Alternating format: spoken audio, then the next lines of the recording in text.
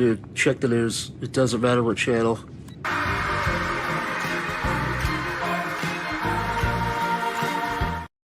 Oh no! What happened? Oh no! How terrible! That's just awful! How terrible! Oh no!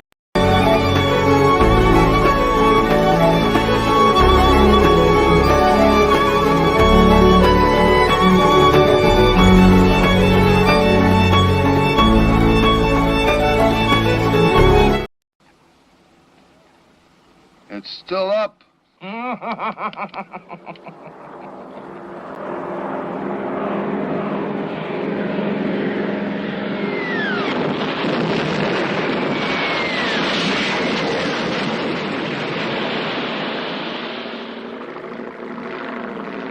it ain't.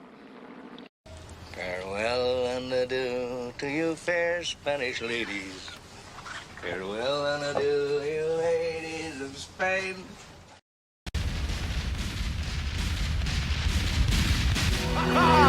It's the wonder of nature, baby!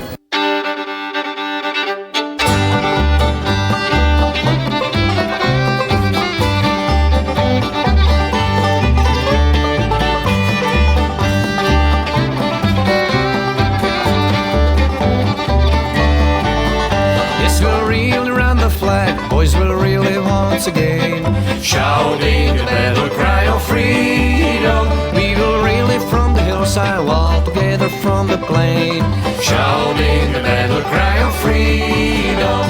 The Union forever, hurrah, boys, hurrah! Down with the traitors, up with the stars. We will really run the flag, boys, and really once again, shouting the battle cry of freedom. Good evening, everybody, and welcome back to Uncut History Live here on Readout Productions. Normally a regularly scheduled stream every Thursday night, but since I'm pinned down by the wonders of the college education system here in the United States of America, that I do the stream whenever I have time. Actually, there's an essay I have to still turn in once we're done doing this stream, but it was like, write the essay about the same thing about civic engagement for the umpteenth millionth time, or I can participate, have a civical engagement and talk about the most recent presidential election here in the United States of America. I think that's more worthwhile, right? I think everybody in the chat would agree, right? Totally. Like Wrangler's dropping us another 420. He agrees. This is a much more educational experience. Edumericational, as I've been trying to start to say now. So, yeah, it's been a week. It's been a week for everybody here. Man, Monday and Tuesday were just crap days for me. Just with work. Did not have fun. I'm just gonna come out and just straight out and say it. Not fun to be in a position when you're on top of a tall ladder and people keep giving you contradictory orders, and no matter what you do, you feel like you're failing and you're several feet above the air. Not a good feeling to be in. No, I don't like that. So yeah, that's how the week started. Now, the past couple later in the week, I've had more time devoted to getting stuff done here for the channel. We have a new video coming out this Saturday. It's not a retrace in history. It's something small. It's something very basic in terms of editing, but I wanted to get it out. It's a bonus to episode 87 of Retrace in History. I teased about possibly doing it. I'm doing it. We're going to talk about the Chinese-American steam connection. There's half a dozen steam locomotives in the United States of America that were actually built in China, and they were all built within the past 40 years. So they got a very interesting story that I delve into. And it actually has some ties to the Kinzu Bridge, which we discussed in our last major edition of Retrace in History. And then I did get work on a future installment of Retrace in History. That's what I've been mainly doing today before we went live. That I don't know when it'll be out. I got plans next week. I'm not going to be able to do much editing. We'll talk more about that at the end of this stream. But in any case, so I got made progress. I'm very happy. with it. I also threw out a little short today. I don't know if you guys saw about Rear Admiral Perry, who was a noted Arctic explorer at the turn of the 20th century and claimed to have found the North Pole, though I have done some further digging on him, and it's discovered there's a lot of dispute over if Perry truly marked the North Pole. They don't. It's a whole mess. That really that's a story for several videos down the pipeline. All right. Well, if you're tuning in tonight, be sure to join us in on the chat. You can have fun over there, and you can have fun teasing me and how horrible I am of a live streamer, how horrible I am of a content creator. I really just don't got it. I'm trying to use social media for educational purposes. Yeah, I'm really fighting an uphill battle. I'm really a dunce. But yes, on November, remember the 5th of November, because on November 5th, 2024, Donald Trump was elected the 47th president of the United States of America. And that's very important because that means he is the second president to be elected to non-consecutive terms. Grover Cleveland can no longer claim to be the only man to have that fact next to his title. It's like the big thing Grover Cleveland had going for him for like over 120 years in all historical textbooks. That was almost guaranteed that he'd always be able, you can print next and say, only man to have 2 non-consecutive terms. Only man, non-consecutive terms. But that has come to an end. Regardless how this was going to turn out, this was going to be a historic election. Because if, how do we pronounce her name? Kamala Harris. These mainstream media couldn't agree on how you're supposed to pronounce it. If Harris would have won, she would have been the first female president. And if Trump won, which he did, second person to have non-consecutive terms. So we're in for a very, very interesting next 4 years, because it's not the cut and paste. All right, president wins, gets re-election, has 2 consecutive terms of 8 years. No. This is going to be a very different climate that we're kind of like in a very choppy sea right now.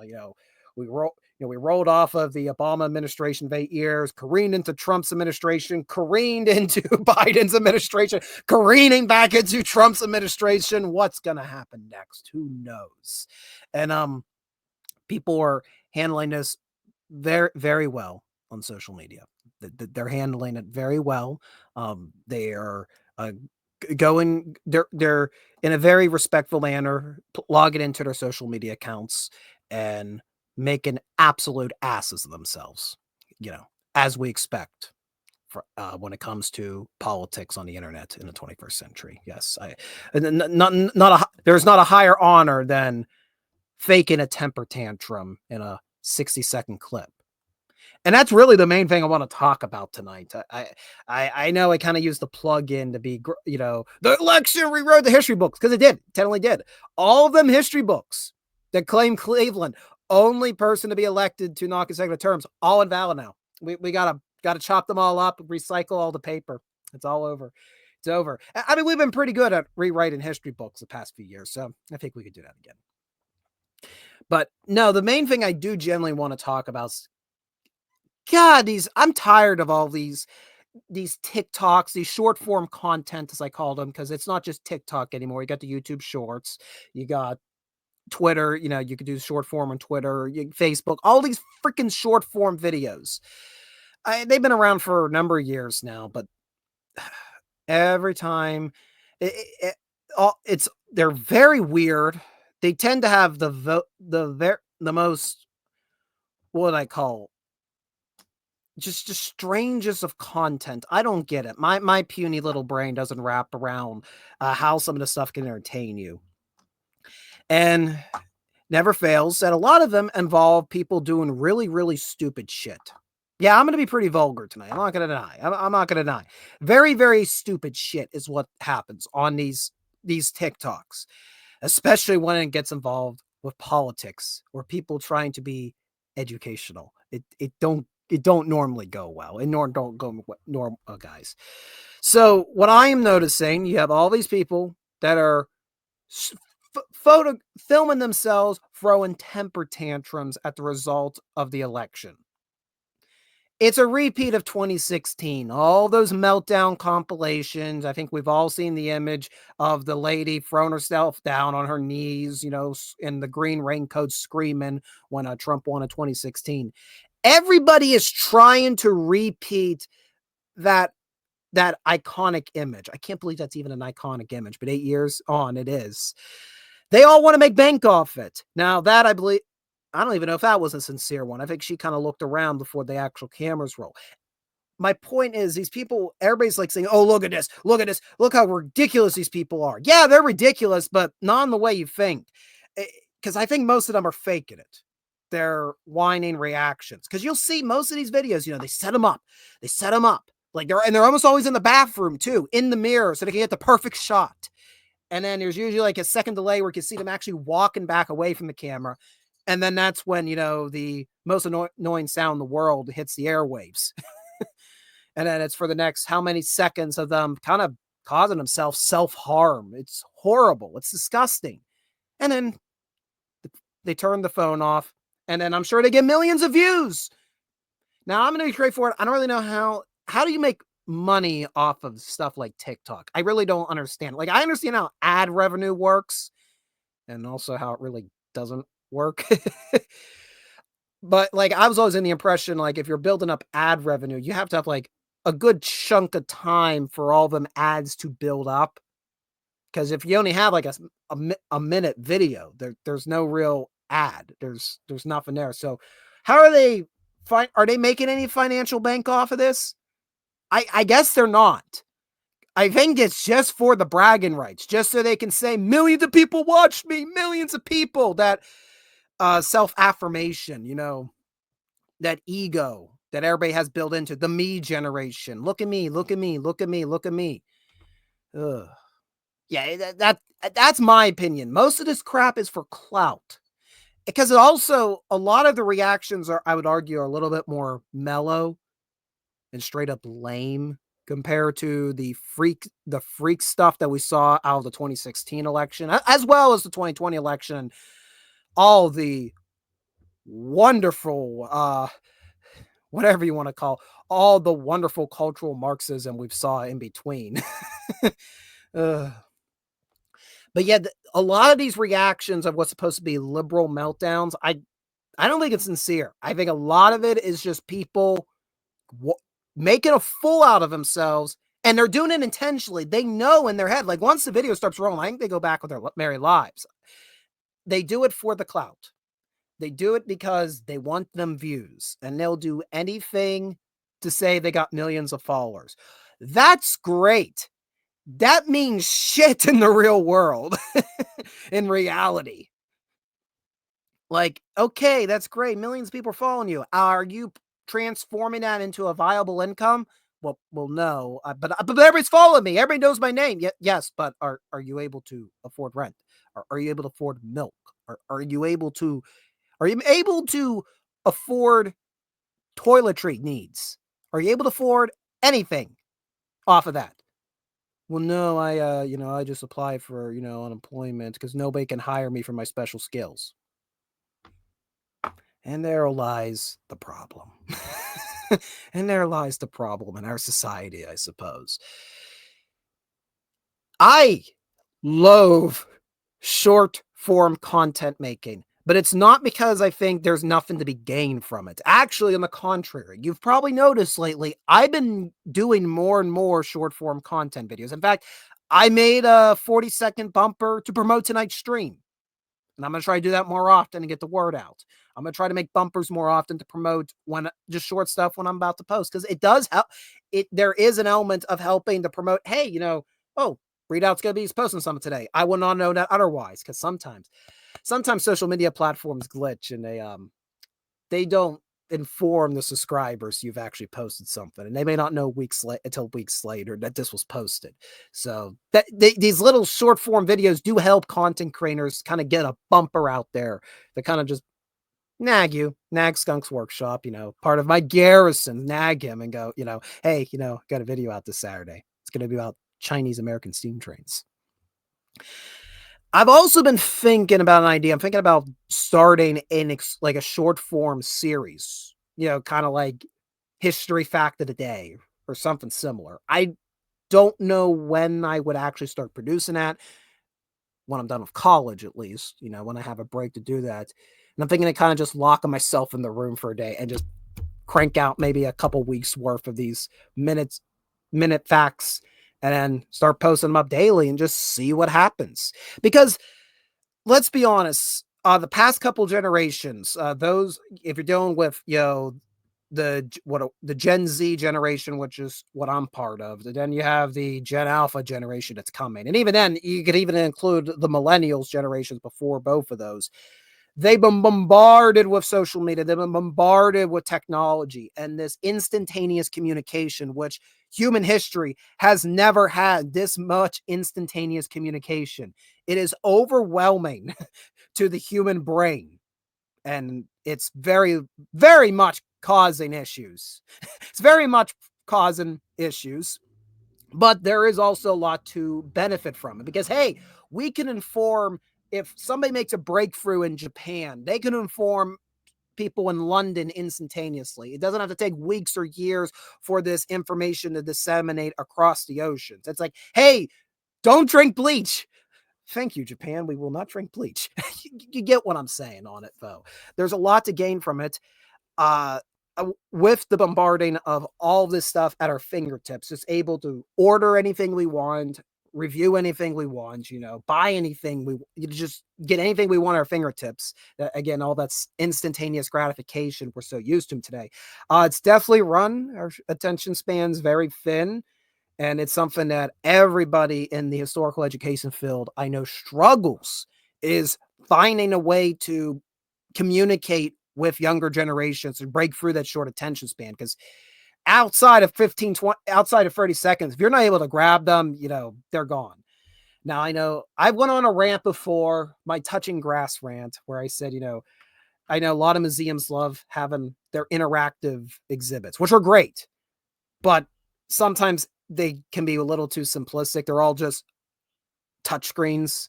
Like, I think when interactive exhibits, it should be more like, clothing, materials. It should be more like you're actually getting the lift of stuff. I always love, one of the coolest exhibits was actually we saw at the Kinzu Bridge State Park, which you would pull these drawers out, or you would go through these, you'd look through these binoculars, and basically they had cartoons of the cartoons to describe the exhibits. Actually, I think I have postcards of them over here. One moment.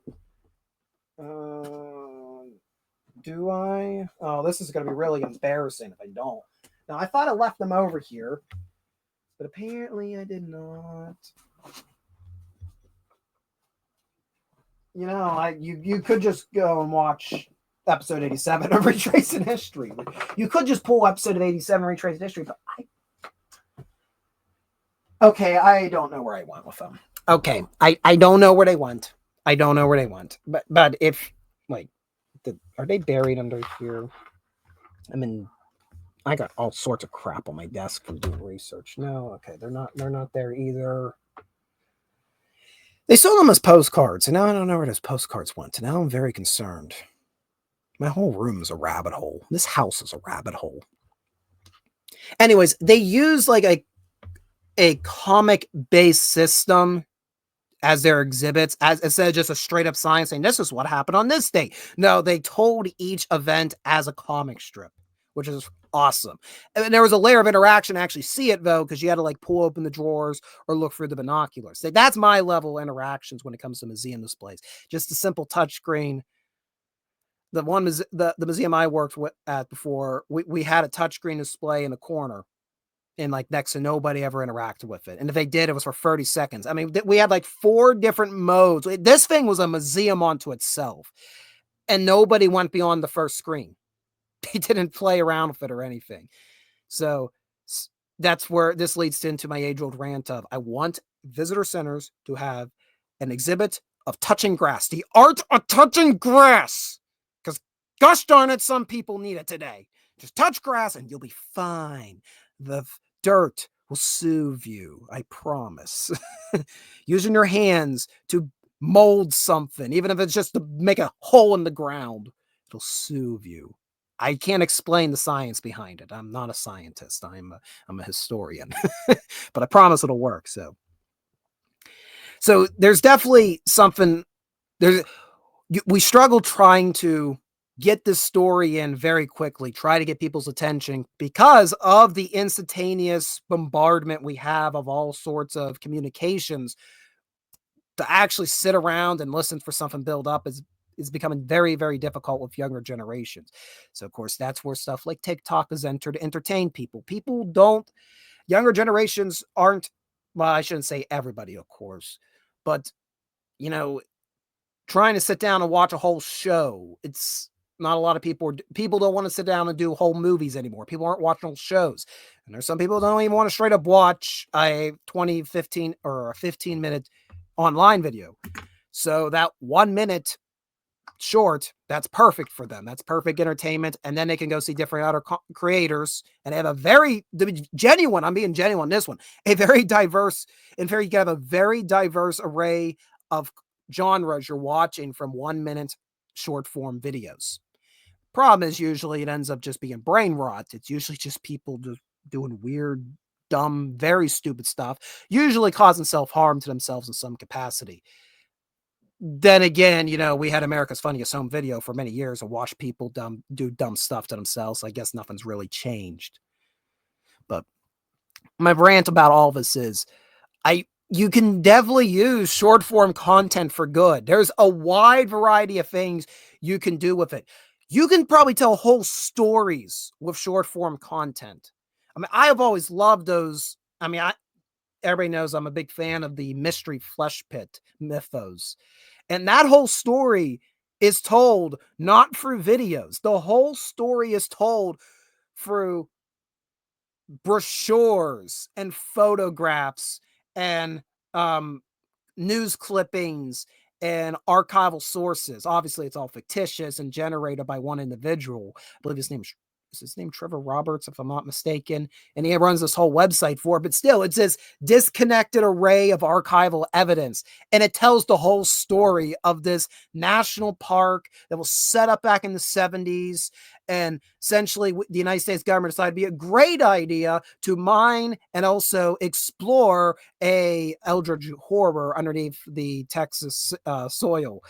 And then one day in 2007, something went wrong and the abomination came alive and killed hundreds of people. And now it's completely shut down the park and the government's trying to find a way to sedate the creature. That's the whole story. It's a fascinating horror story. And it's all told through disconnected, just, like a brochure. I mean, or even a postcard. What does a postcard take you to read? 30 seconds. You can do that with short form content. You can make great gripping stories with short form content just spanned out over a large range of time. You could probably tell history for it, which is what I'm hoping if I do the series I'm talking about, I'd like to do. But instead, no, I'm tired of the abuse of short form content creation. I'm tired of the abuse of it. And that's what you're seeing with these fake reactions of the 2024 presidential election. People are wanting fame rather than actually a viable income. They don't actually want to build something that'll, sustain themselves and sustain everybody, maybe sustain others in them, a possible family or friends or, their parents or something, like as an alternative income. No. Instead, they only care about getting all them likes, getting all the attention, getting everybody saying, I see you, I know who you are, and you are a wine baby. And they're okay with it. I don't understand it. I don't understand it. Like I get the idea of a heel wrestler, especially back in the day when, wrestling, the whole storylines behind the scenes was kept very secret back in the day. People played the heels and they had to play the most vile people, and they did it basically 24/7 unless they were if they were out in public, they had to keep up the appearance that they're this vile villain just so they can make a good profit. It was an income for them and their family. Like there was a risk and a reward for it. All you're getting is risk with these TikToks of people melting down. What are they gaining out of it? You know what they're doing? This is what they're doing. They're then encouraging other people to do the same thing. The problem is some people may think the reward, they think that they're generally going to get rewarded by having actual temper tantrums. And then some people believe these temper tantrums are the real deal and that it's okay to act like this at your workplace, to act like this at a family gathering, to act like this anywhere. And that's when it becomes abuse of short form content creation, to where short term content creation is actually causing harm to individuals and to whole societies. And I'm sick to death of this. So that's why you're not going to see me playing all of because there's a lot of people right now that are playing compilations of all these people having mock temper tantrums across the internet right now. And guess what? These people that are playing compilations, they are getting a lot of views. I mean, I'm presuming ad revenue because there's a lot of content that's been made by these short form content creators of them throwing temper tantrums. But I'm not going to play it because I'm not going to make them famous for it. Ugh.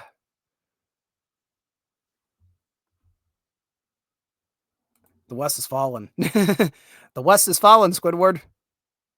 Welcome, Adams Play 89. That is a new name. Welcome. Adams Play 89, if you're a new viewer, welcome. I would like to let you know that this is a history channel, believe it or not. I'm just also very... I think I know. I know who it is now. Okay. I know who it is now. Okay. Yes, he knows how I roll. Okay. I don't have to explain what this channel is. I don't know about the people who are commenting on this. I would have to explain it to them.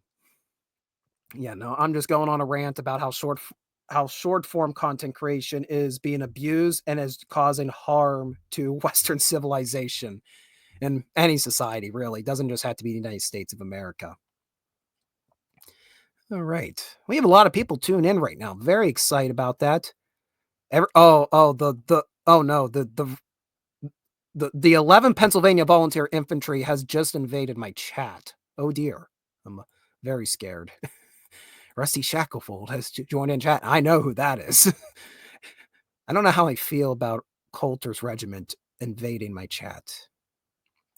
We'll talk about what we're doing next week, guys. We'll talk about what we're doing next week. All right. Now, I made a great idea. I made notes on what we're going to talk about next. The problem is I don't know where I put those notes because I am the worst content creator, as you're clearly learning tonight. All right. Grover Cleveland, rant about TikTok. For the record, that's not what I wrote. I did not literally write rant about TikTok. But I've been thinking like maybe it'll be a coffee feed. I almost did it today where I was going to drink coffee and talk about Admiral Perry. And I'm like, yeah, I'll just post what I already filmed up at Crescent. But because I don't think I'll have enough shorts built up where it can always be like short retracing histories. But I'm sure I can do enough research that I could like make like what's happened today in history. But I don't want to do that because that's very cliched. I know there's people out there and do a good job, by the way, at it, where they'll do like this day in history and they'll do that on TikTok. They do good jobs at it. So I don't want to do directly that. But I'm thinking, yes, like almost maybe daily, if not maybe every other day, have like a minute clip on YouTube Shorts, just like, hey guys, guess what's going on today? 100 some years ago. Could be interesting. Could lead to interesting results. Or I could waste a lot of time and energy that I could be put it into retracing history. Because I've also been forewarned about doing short form content creation by other content creators. Because what YouTube does, apparently, it don't like one channel being able to do multiple things. It's so ironic. You know, the same groups that preach that they want diversity and they want, inclusivity and they want all this stuff like a melting pot. They really don't like it when you try to actually have a melting pot of content. They do not like it when you can have a diverse array of content you're creating. Like YouTube does not like that you're live streaming and making videos on the same channel. Does not like you're making shorts and live streams on the same channel. Does not want it. It wants you to do a live stream channel. And that's it. It wants you just to do a long form content channel. And that's it. It wants you to do a short channel. And that's it. until the algorithm changes its mind in a few weeks. I guess, yeah, because you want the free channels, but it's freaking annoying is what it is. It's freaking annoying that you have to run all these channels at once. It's just like, but even then, like, you better not change your what you're talking about. I've learned that the hard way many a times. People like it when I talk about railroads. People don't like it when I talk about war memorials. But I love talking about war memorials, not because I love wars, of course. What I like about doing war memorial videos is I feel like they're basically portals into stories. Like if I go out and I'm about to do a video on a war memorial on a battlefield, I do research on like the names that are on these placards, and then I kind of go down the rabbit hole. I've had people actually ask me about what made me pick these certain names. I think like when I did the video on Hecla, Pennsylvania, they had a small honor roll in town, and I picked a couple names, and it really was just me going down the list of names and just kind of searching them on Google and Yahoo and Bing and just seeing what came up. And then, oh, I got something on Ancestry.com and researching on Ancestry. Oh, found something on newspapers.com and researching there. It was just really just went down the rabbit hole in those ones. And that's some of the most fun research I have. It's some of the most gratifying research I have. It's because it's like I'm unearthing, stuff that has been overlooked for decades. I'm not an archaeologist, but it's kind of, I guess that's the feeling of it. When you find this whole story of, maybe some sort of miner that got drafted, went off to fight in a war, and, you end up getting killed in action. There's really nothing left of him, like in his memory, except all these newspaper clippings about where he went. There's something very humble when you dig that all up and you're able to provide the connective tissue and tell the story of this lost individual. Oh, come on, Rusty. You have an attention span. You're 2 minutes into the stream. I don't pay attention to the algorithms. I just make the videos I want to make, and the channel will find the audience as it grows. Or maybe I'm just naive. Yeah. I kind of play by view. I kind of make like, this is what I want to make. This is what I want to make. Even for all my rant about short form content creation being all the buzz right now, it is something I genuinely want to do. That's not something I'm doing just for the buzz of it. I'm like, hey, this could work and be something very different to what I've already done on the channel. Maybe I should invest in lighting before I start changing up the content again. We did end up acquiring a new piece of technology because iPhone 7 Plus that I've been running off of for good knows how long, it meant an end. It meant an end last week. I don't know if you can see the cracks there. It's not the worst cracks, but battery's been fried for over a year. I have a battery pack. I've been walking around for all my videos, just keep it on life support. We have upgraded to an iPhone 15 Max Pro, and I have no idea how to operate this because I am a dunce. Like, there are so many bells and whistles on this thing that I'm like, I'm not going to go there and touch it. But it shouldn't mean we should get some higher quality videos. The only thing is I got to find a good microphone to adapt this to. I'm also considering maybe getting an additional camera, just a proper camera for everything. But the reason I like filming off the iPhone is the convenience of it. And genuinely, the iPhone just always delivers what I want in terms of the video quality. Audio quality is a different story. Ugh. Oh, boy, that rant. Yeah, I got really angry there. Happens sometimes. It happens sometimes. Oh, right. I was uploading. You probably saw some of the videos we added to the brand. We added to our brand account here on StreamYards earlier. Did I play them all? I think I played all the new ones. Ugh. Well, let's talk about something completely different. Let's go over and hold on one moment. I gotta grab this over here and plug in these cables over there. Share screen. Share screen. So if you're in Pennsylvania right now. It's not a good time right now. Don't worry, this is not a political map. We're not going to go down that rabbit hole. This is a PA Weather Plus map. Pennsylvania has been in a very rough drought these past few weeks, and the southwestern corner is in especially rough mode. You can see we're in extreme drought mode, not good. Extreme drought mode, not good, very not good. And I will say this is the first drought that I can really remember where like it's directly impacting myself. We have well water. Normally we're pretty good because we don't use water very heavily, but well, things have changed with the drought. Every load of clothes, our wells almost dry, and then we have to wait around for it to fill back up. I know multiple people, both homeowners and business owners, that have had their wells just dry up out of nowhere. Yeah, it's not very fun up here in southwestern Pennsylvania.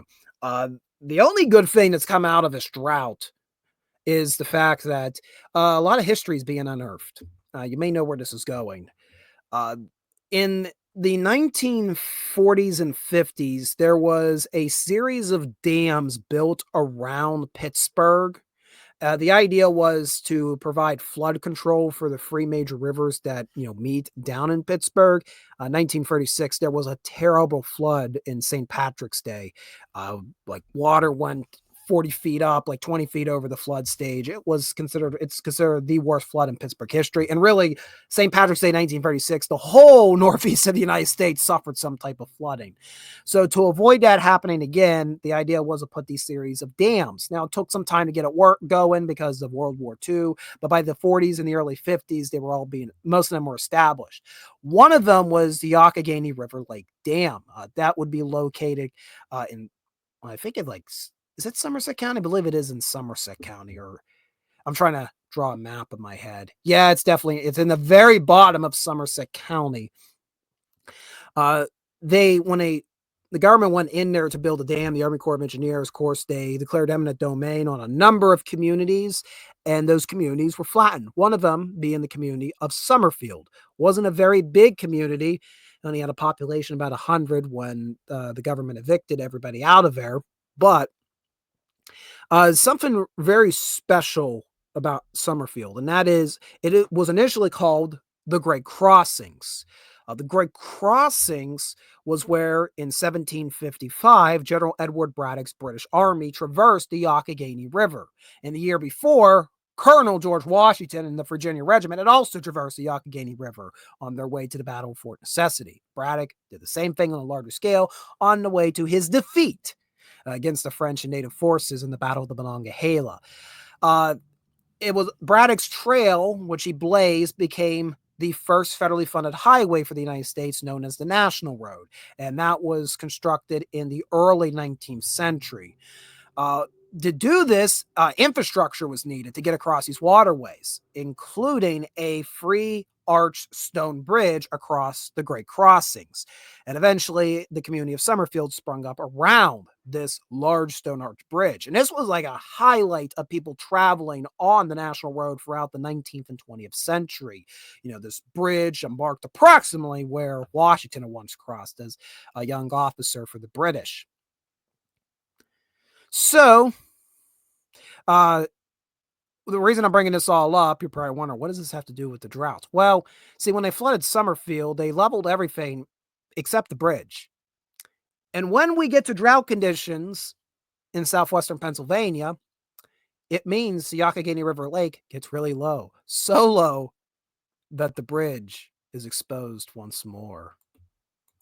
So this is not a new thing that's happened. I'm going to play the video from News 11, but I'm not actually going to.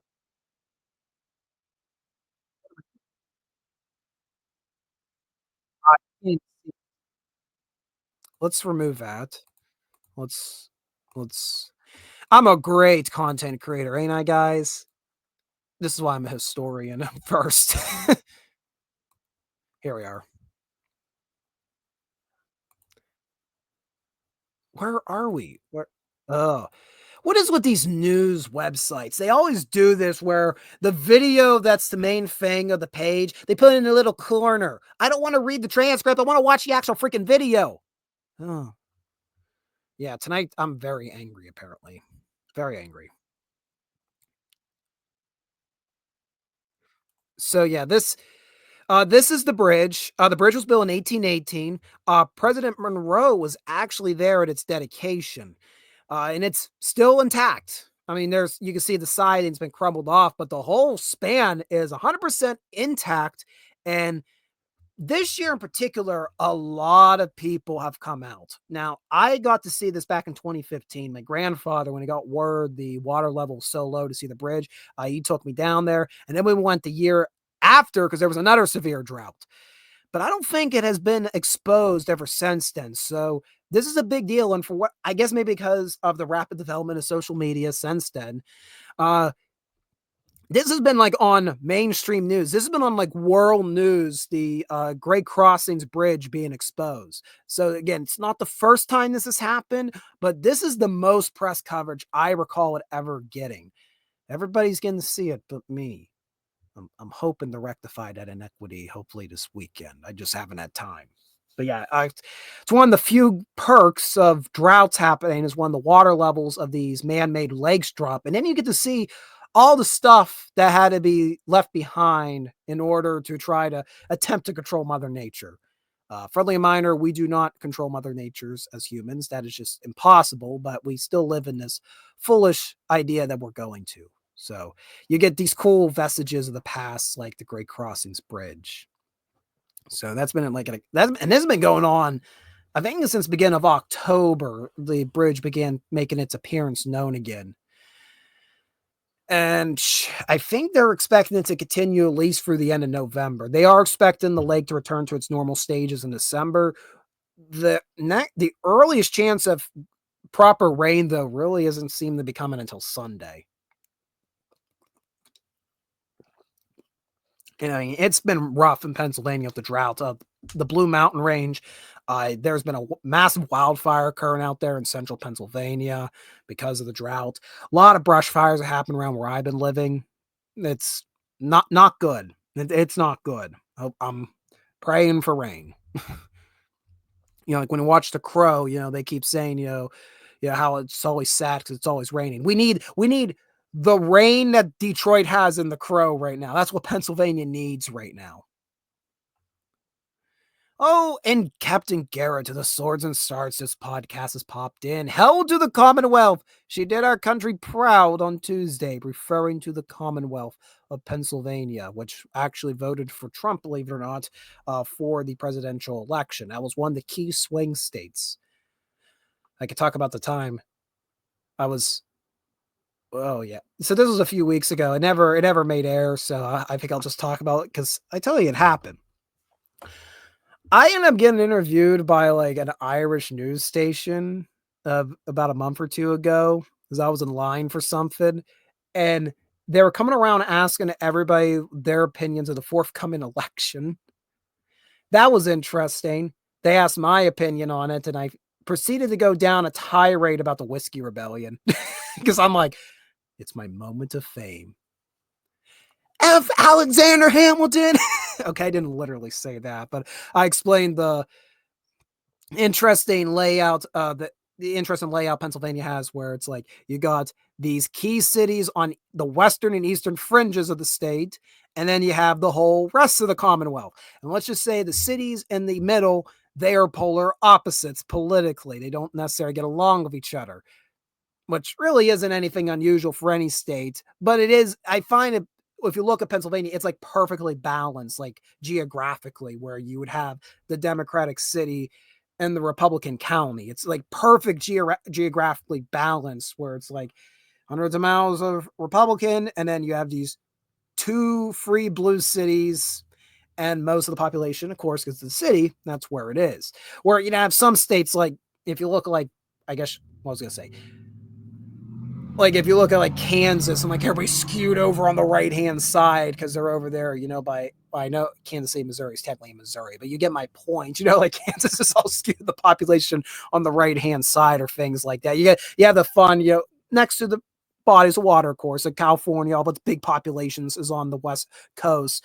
It's just Pennsylvania's just interesting because it's just like east side, west side, balance. Mountains is all in the between them. And the mountains and the cities, they don't mix too well. They never mix too well. Very different walks of life. Yes, the flagship Niagara, which one day I would love to get on an episode of Retracing History. I've talked about that before, wanting to go up and do a video about the Battle of Lake Erie. But the thing about the Battle of Lake Erie is it didn't actually occur in Erie, Pennsylvania. They have the Erie Maritime Museum there, and it's where the replica of the flagship Niagara makes birth. But that's where that's where Perry built his that's where he built his fleet. And then, of course, the actual battle occurred near Put in Bay, Ohio.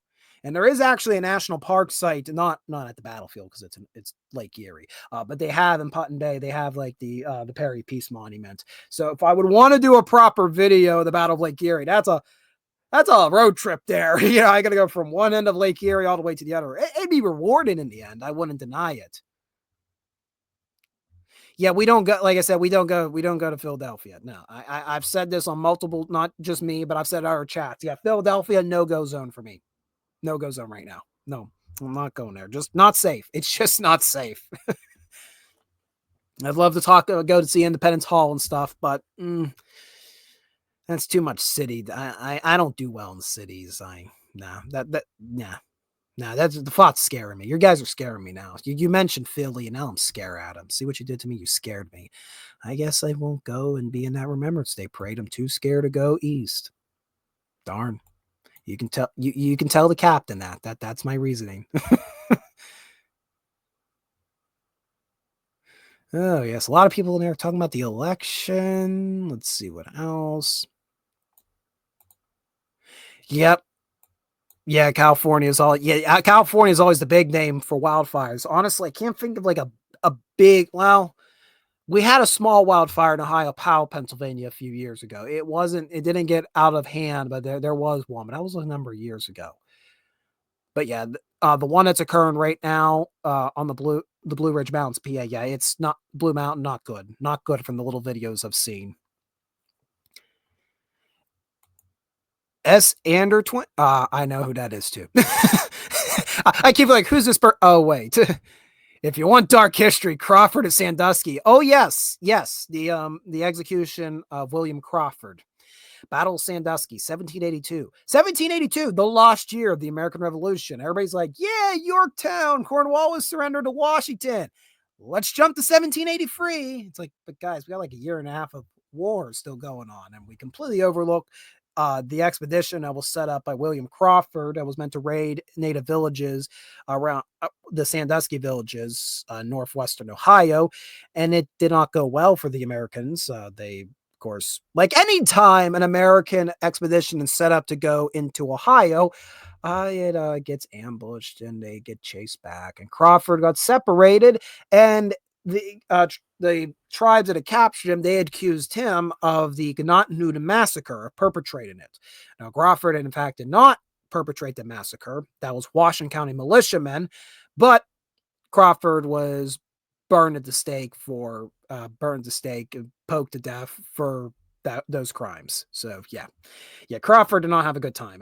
We actually have a retracing history, an old retracing history about William Crawford, a brief biography of his life.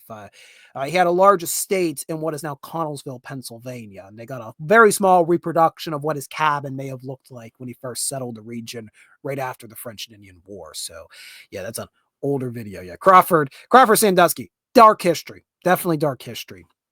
I think earlier we had a Kecksburg reference. Everybody, it's coming. Like everybody keeps making the references. The Bell in Kecksburg. Oh, the video's coming one day. The Kecksburg video is coming. When? I don't know. There's a lot of things that I want to produce for the channel. And it's just like, I got to get the funny paper. Got to get that funny paper. It's the only thing that apparently matters in the field of historical education. Doesn't matter the years of experience you have at a historical location. No, they want the funny paper. That's all matters. you're saying the UFO, it crashed in the Occoquan River Lake. That pretty far off the mark, though. You know, that's a good solid what, like 35 miles from where it supposedly crashed. It's crazy. Yes, you are. Are you going though? Yes, you are. The president, you're going. We elected Trump as president. We didn't elect you as president. I know what you're referring to. Yes, because the Adam Play 89 is referring to the fact that next weekend, not this weekend, next weekend, I will be participating in the Remembrance Day Parade in Gettysburg. And me and my outfit, the Blue and Gray Brigade, we currently portray the 11th Pennsylvania Volunteer Infantry Regiment.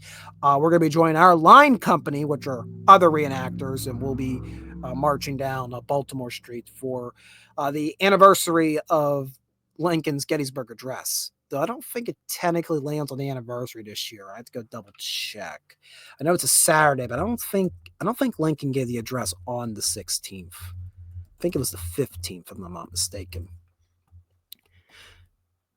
Oh, no, November 19th. My apologies. Yeah, so yeah, definitely not on the day itself, but every year in mid-November, there is this massive parade that is hosted by Civil War living historians to reenact the procession when Lincoln went to dedicate the Soldiers National Cemetery in Gettysburg.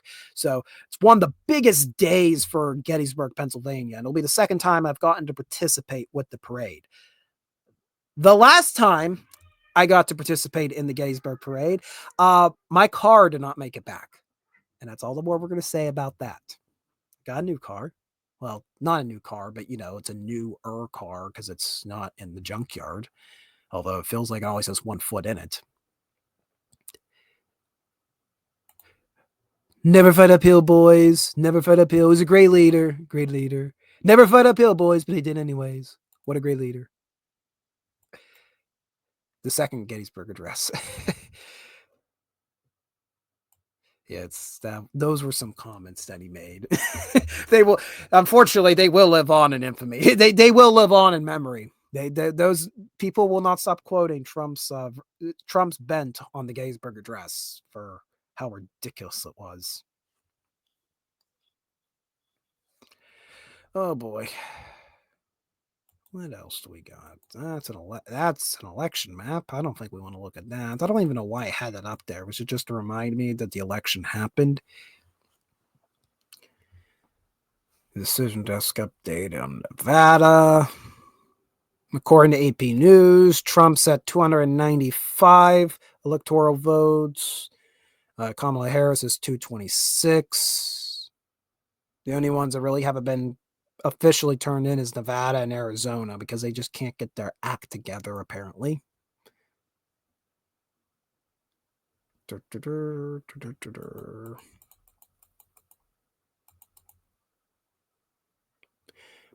Oh, and I gotta get this one thing up. Hold on one moment. I do have another thing for tonight's stream.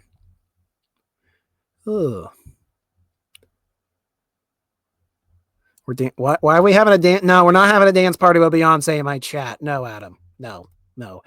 We only listen. We listen to the wonders of Hank Williams Sr. around these parts and any other good music because Beyonce is not it.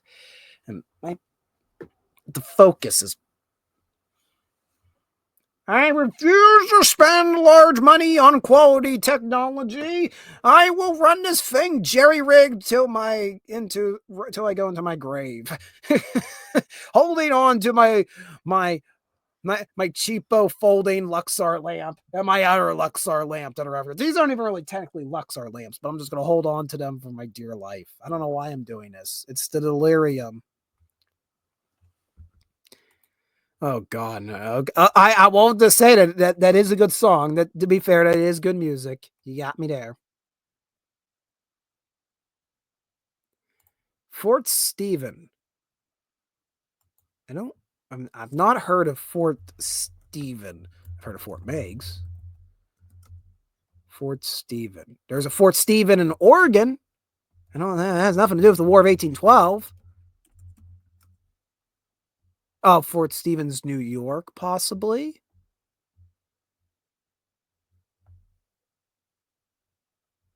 I would presume that is it, unless there's another Fort Stephen I don't know about.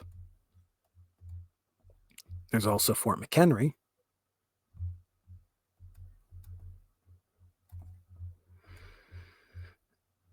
George Croghan's son defended with a cannon called Old Betsy. That we talking about that George Croghan.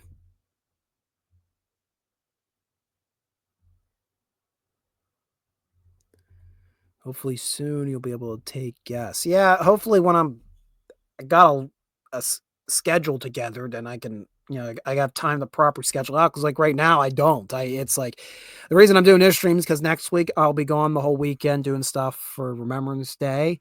Then like I think the week after that's Thanksgiving if I'm not mistaken. It's just like that. Then November's like going by fast. I mean, we're already on the 7th. Not enough time. Oh, Fremont, Ohio. Fort Stephen, Fremont, Ohio.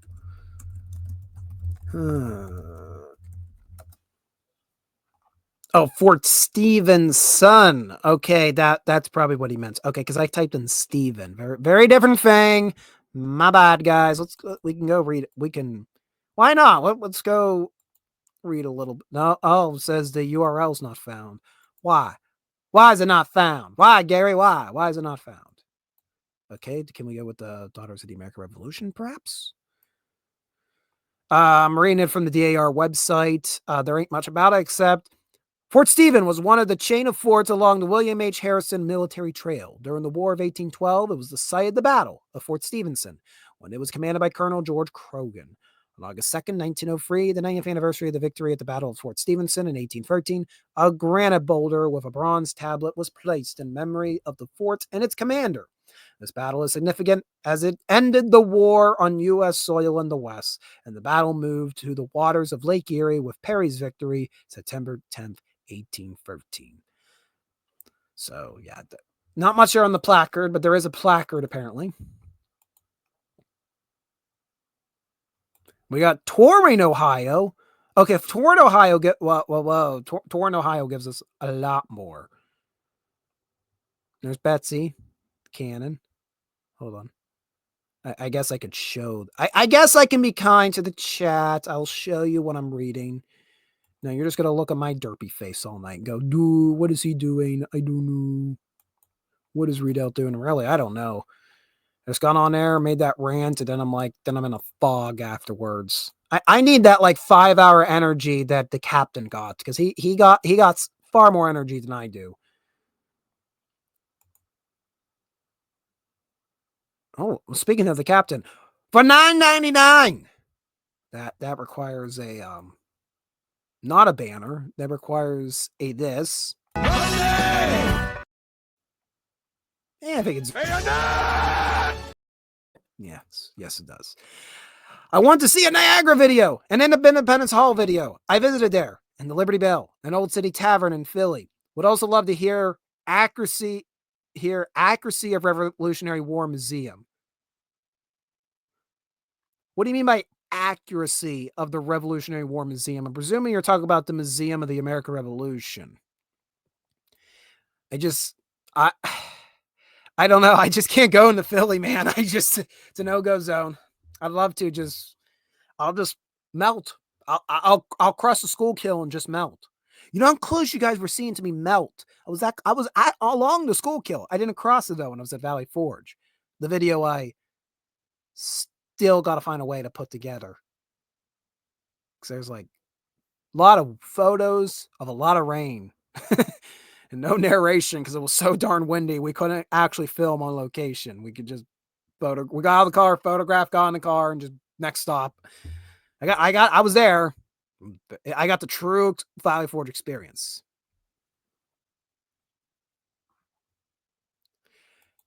Well, Harlan's not the minor wars. There was the Harlan Coal War in Harlan County, Kentucky.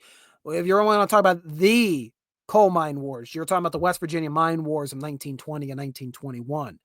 Not to be confused with the West Virginia mine wars that occurred around 1913 and 1914, the Paint and Cabin Creek strikes, which really just seems like they all blend into each other. Oh, okay. I see what you mean. Okay, I see what sort of starships. How accurate their exhibits. Some of the history seemed edited for narrative's sake. I've had interactions with the staff of the Museum of the American Revolution. They are great staff members. They have a really good immersive program. They do a lot of different first-person portrayals of different groups of people. I also have always wanted to go see when they do their Occupy Philadelphia event. They do an event, it's usually around September, to commemorate when the British actually came in and occupied Philadelphia throughout the winter of 1777-78. That would have been also where the Valley Forge event. Also, I'm going to put that out there just for one more time. I'm going to put up your super chat just one more time because you have a little more time on it. So I really like a lot of their first-person interpretation programs that they do. They do a wonderful job. I've never actually been to the museum, but I've interacted with them when they've done outreach programs, more have come to the Pittsburgh area.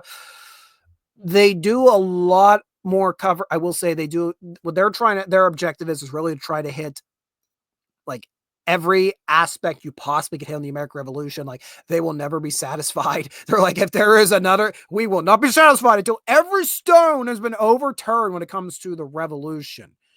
So they do talk a lot about the Native perspective of the revolution, which is very important because, like, the American Revolution basically caused the Civil War with the Iroquois Confederacy. I mean, it tore it asunder. We had the Oneida, and I believe the Tuscarora. Those are the two tribes that decided to back the United States, and then the other ones supported the British, and it was just a complete mess upstate New York. The Battle of Oryxani, that's where that comes from. But I've never personally been to the museum, so I can't ultimately give my final thoughts on how if the interpretation is very even out, or if it is where I always said a lot of the museums in the past decade, they've been so caught up with the revisionism in unearthing new stories that they also, whether intentional or not, completely disregard the existing accounts. They just go, oh, no, we don't care about them anymore. We want the news stuff. It's like, well, I love the news stuff, but the established lore is the established lore. You can't disrespect. I want you to add upon it. I want you to provide more color to it. Don't just toss the old stuff out because you found news stuff. Like I say, it's news stuff. It was all from the same period of time. So yeah, I can't give my final thoughts on it, but I've had great interactions with the staff there. If we do a Mine Wars, it is on the bucket list to go down to Matewan, West Virginia, to talk about the West Virginia Mine Wars. The problem is Blair Mountain's not preserved. I did a construction paper, Battlefield, all about the Mine Wars in 1920-21. And it's one of my biggest bones to pick that Blair Mountain has never been preserved in any capacity. It's not a private site. There's no state involvement. There's no national involvement.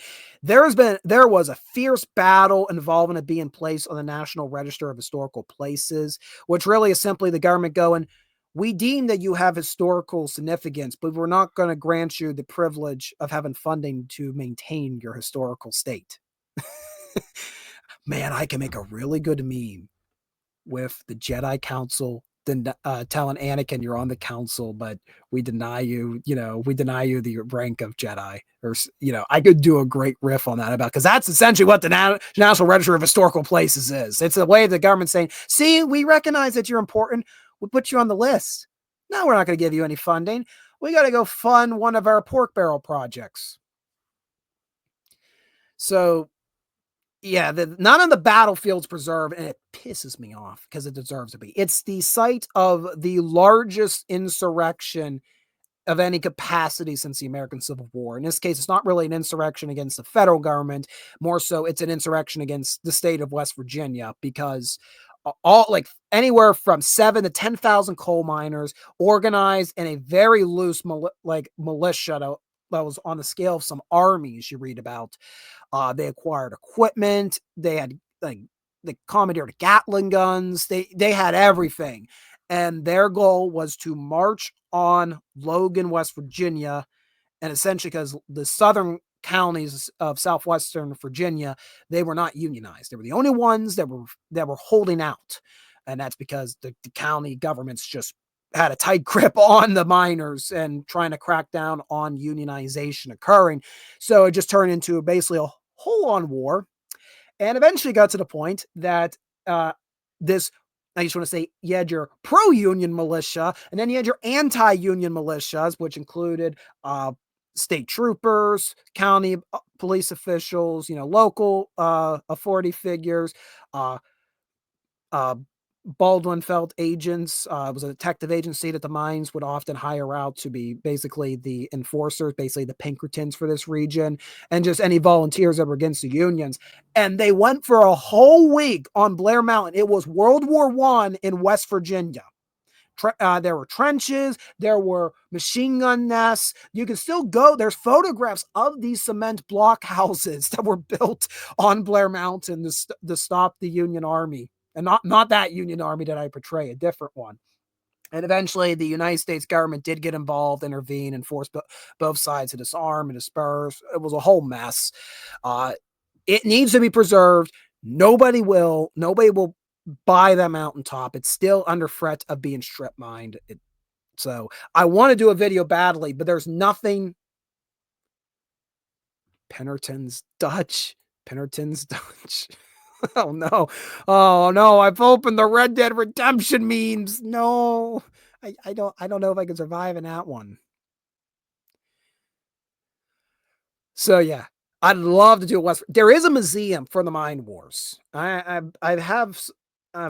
think I was a member at one point. I think the membership elapsed during the pandemic. I got like a t-shirt that I did for one of their fundraisers. It has Sid Hatfield on it. It's a really cool shirt. I would like to go down there, maybe hook up with them, and we can do some communication. I will say the museum's very interesting. They've had a very big involvement with like teacher unions in West Virginia, and I don't know how I feel about that. It's like, I get you're a museum about the coal mine unions, but also coal mine unions in the 1920s and teacher unions in the 2020s. I find are two very different beasts. Not sure if you want to intermingle the two.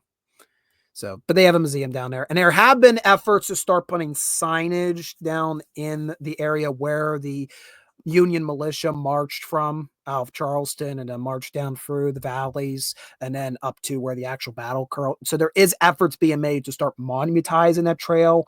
I hope it eventually leads to preservation of the battlefield. We'll see what happens.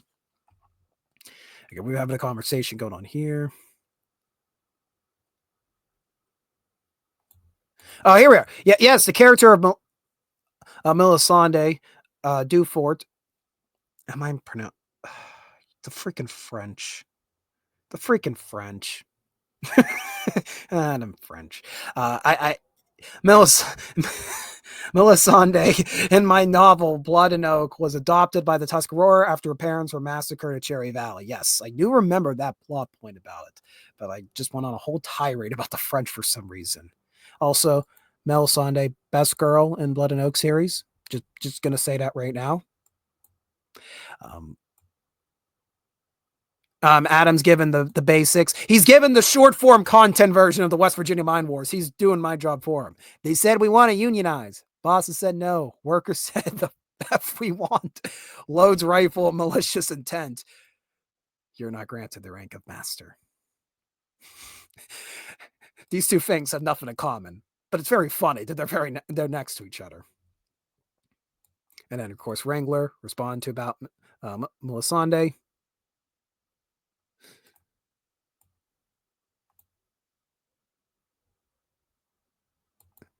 Blood and Oak, it's a really good book series. You should check it out. Is it over here still, or where do I put Blood and Oak? Hey Garrett, I think your book may be missing an action somewhere here in my office space. I promise you it's here somewhere. There's a lot of books in my office. Like all over here. This is all books, and it just keeps going. And then they're on the floor as well.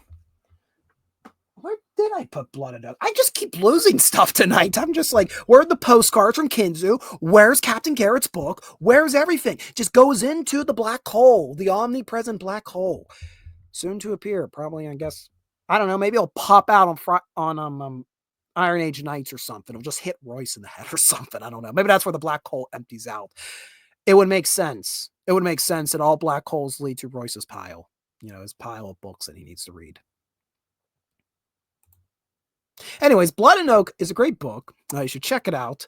It's about John Sullivan, who at a young age, his family was captured and imprisoned by Barbary pirates. And now as a young man, Sullivan is trying to scheme a way to get back to get out of Philadelphia, cross the Atlantic Ocean, get into the Mediterranean, and find a way to liberate his family. So very interesting book. You go read now.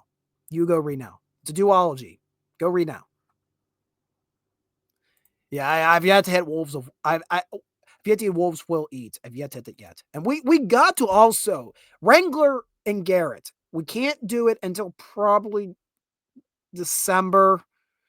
We're probably all busy at the holidays. We got to get together so we can do our talk, our breakdown, our stream. We need to do a stream about Blood and Oak, where me and Wrangler will give our unfiltered thoughts to Captain Garrett, and he will sit there and go, "Oh, really? Now, no, it won't be that bad, Garrett. It won't be that bad. We gotta get together, organize that sometime. It can't happen this month. I don't have time. There's no time for that. I told you, there's no time for that." Yes, that's the new retrace. That's the 100th episode of Retracing History, actually, outright history. We find the black hole. And it's like, oh, wow, there's all sorts of crazy stuff in here. It's master.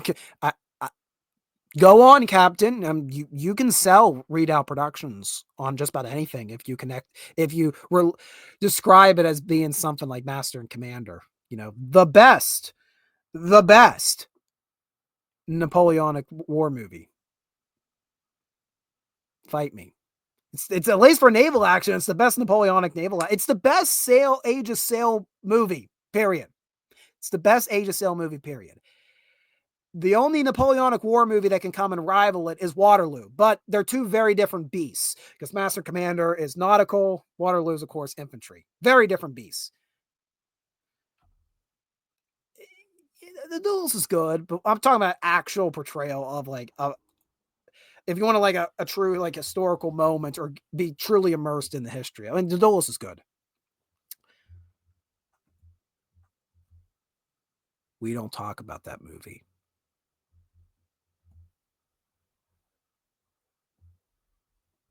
We do not have time for your damn hobbies, sir. Yeah. Well, we have time for my hobbies. We have time for everybody's hobbies here. Time for everybody's hobbies. Man, sometimes the lighting's working, and it's not, and then it's...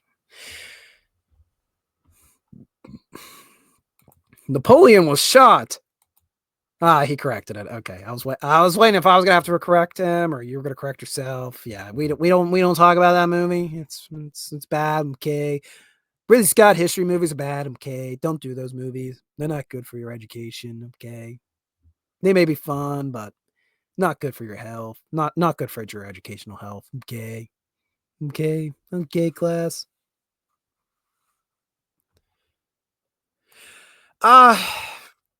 No, I'm strictly an American history person. I'm not against doing world history stuff. I've dabbled in it. On our live streams, we've talked about stuff. I know we talked about the Dartmoor prison, but even the reason we talked about Dartmoor prison a while back was because it was a prisoner of war camp during the War of 1812. So, it was tied in with that. Yeah, the Duke of Dartmoor. Yeah, it was great. It was great. Now, I'm predominantly an American history person. It's my passion. It's my subject matter that I've studied the most. I've made the joke that don't come to me with a history question if it occurred before May 28th, 1754. Do not come to me if it's a history question before May 28th, 1754. I'm probably not going to be able to answer. Now, if we're after that and we're in North America, now you can try me. And if you know why May 28, 1754, then you're a longtime follower on the channel here. We're very biased people. We're very biased people. American history is the best because I'm an American, okay? It's the best history. There's nothing bigger. It's the hugest history. Hugest history. Nobody can dispute it. 2-0 in world wars. 2-0. Just remember, the Soviets, they were driving them Willie Jeeps in Stalingrad. We're going to make Canada rightfully ours.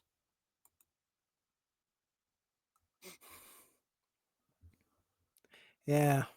Like I always tell people, when we talk about the War of 1812, I go, we burned York. They burned D.C. Let's call it even. Yeah, Tom's getting into his manifest destiny mode again, isn't he? Tom, you need to check your manifest destiny. Please check it out the door.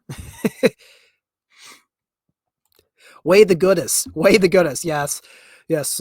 We don't want to have Star Fury here in us. I have heard about that. Yes, I've heard about the Red Badge of Courage movie. I think it's Lionheart Films working on it. I think it's, let me double check. I think it's Lionheart Films.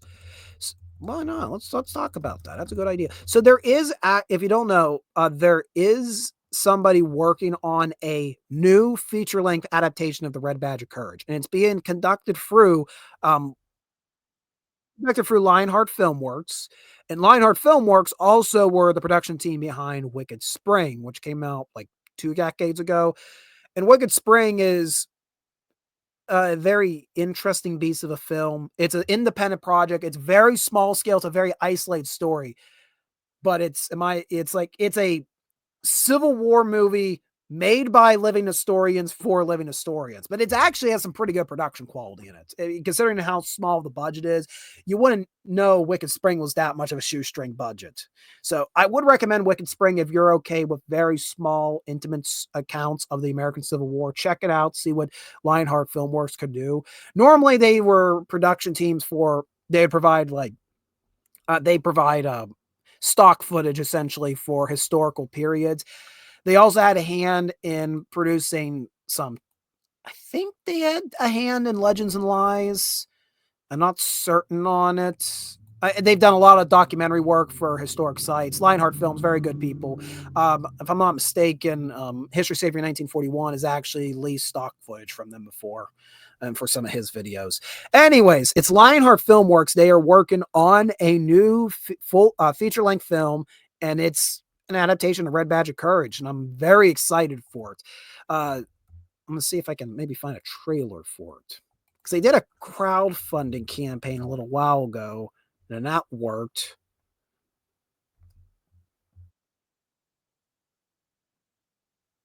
Yeah, what they have right now is we'll watch it. Hold on. Let me get the share up. It's very complicated trying to share stuff to give you audio.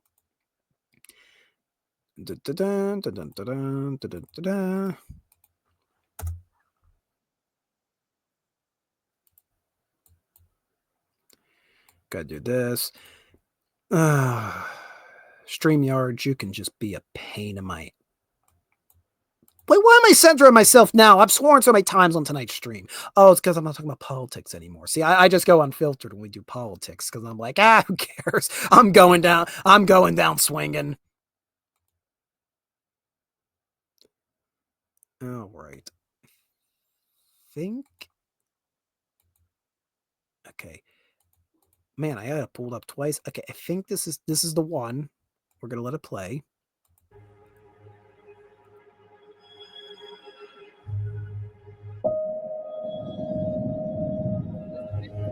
Concept.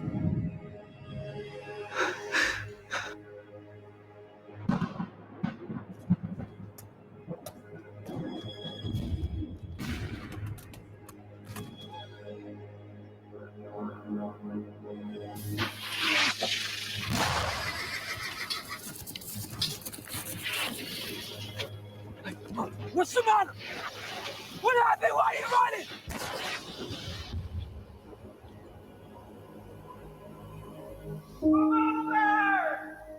Is that Jim? This should be required viewing, by the way. Well, required reading, I meant. Required reading. Ma, I've enlisted. Lord's will be done, Henry.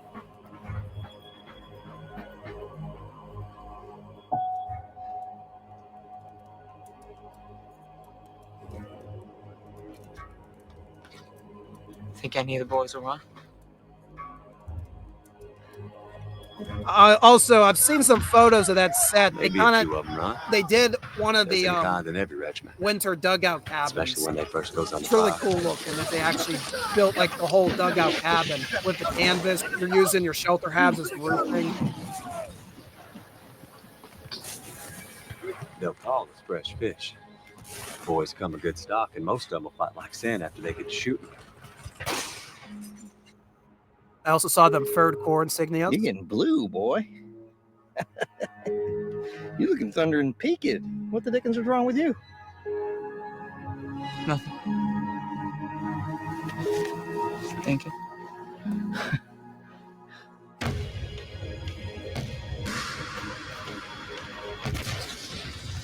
I want you to take these here things to my family. I think, why the devil are you please? Yeah, there's a battle coming, and we're bound to get the best of it. That's certain sure.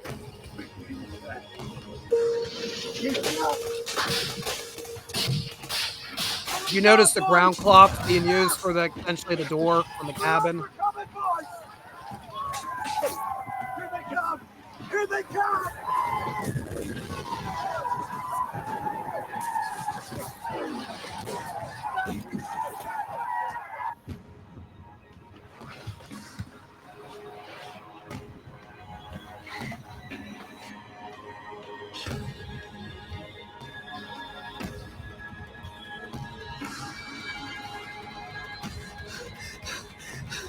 And keep in mind, this is mainly a proof of concept. That's why it's running on so long. I don't think all the scenes are connected. They more just shot for the sake of funding.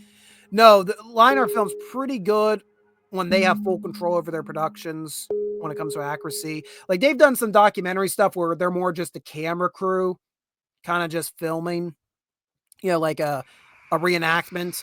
You know, whoa, what's going on? What's going on? Oh, God.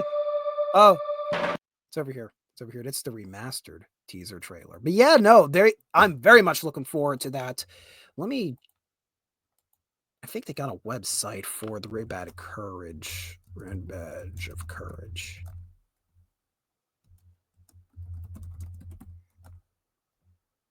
Yep, here they are. Red Badge of Courage. They do have a full website.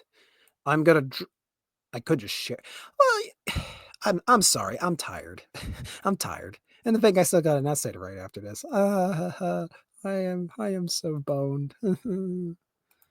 Oh, okay, streamer, just share the freaking website. There we are. Share the website so the chat can see it, so we can promote this lovely project, the Red Badge of Courage. Passion for our history and our dedicated to authentically bringing this powerful story into the 21st century to preserve it for and to inspire future generations. We're creating a version of the film that stays true to the essence of the original novel while raising the bar for historical accuracy. You can support this independent film today, where I saw the trailer. You can donate via PayPal. Kevin Hirschberger is the director, same director of Wicked Spring. Goes through some of the cast members.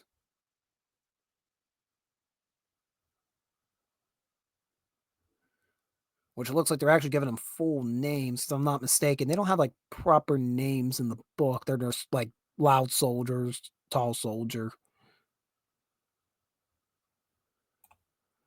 Our media page. Behind the scenes. There's a teaser trailer. There's behind the scenes. Yep. There's a whole video here about them building the cabin, because the cabin's just freaking awesome.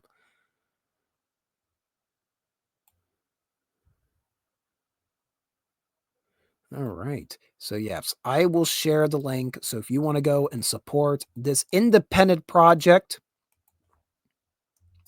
independent adaptation of the Red Badge of Courage, probably the most famous fictitious portrayal of how was it worded?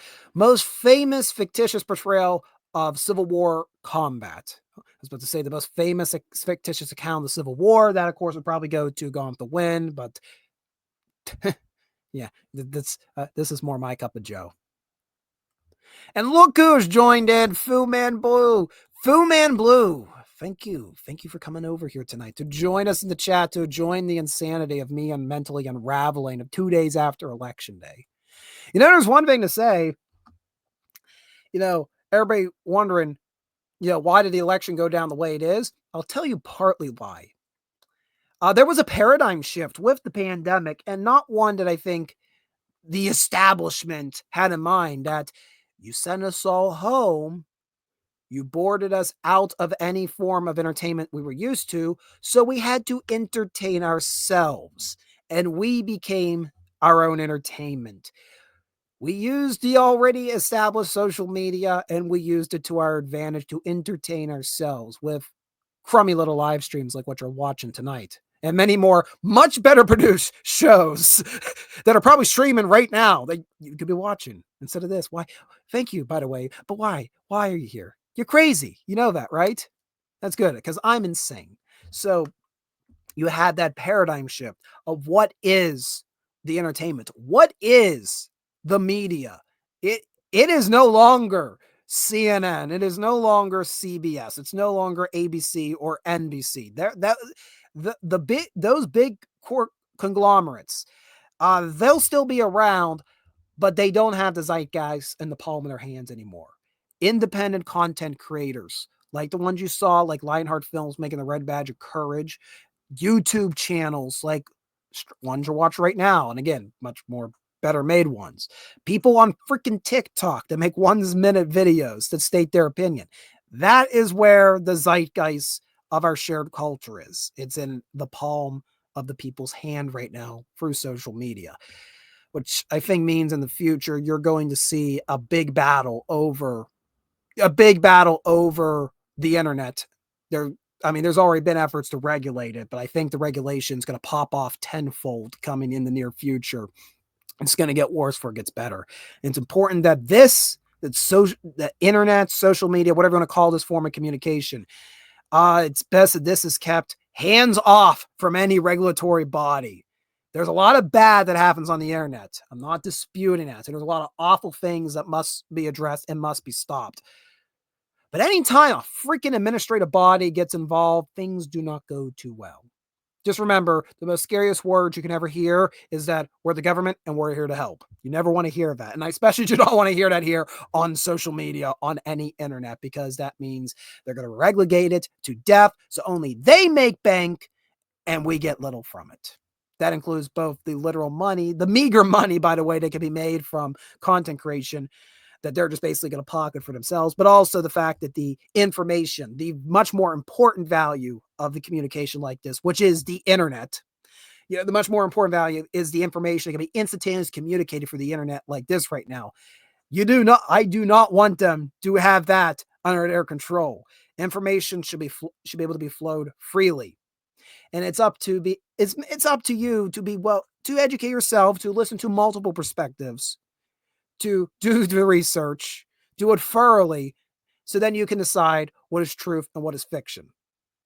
Because what I've noticed with regulatory bodies, they'll always say, well, we're the experts because we're the government. Nah. It's like, have you ever actually worked in that line of work you're trying to regulate? Well, no, actually. So how can you be the expert? It's like having somebody regulate. It's like somebody trying to regulate healthcare, but it's trying to regulate healthcare, but they're clearly unhealthy. That's really what it is. It's like, I know what health is. Like, you clearly are not eating well. You clearly are not maintaining yourself well. You clearly do not have good hygiene. You reek like your pig pen off of Charlie Brown and the Peanut Gang. Why do I have to listen to you?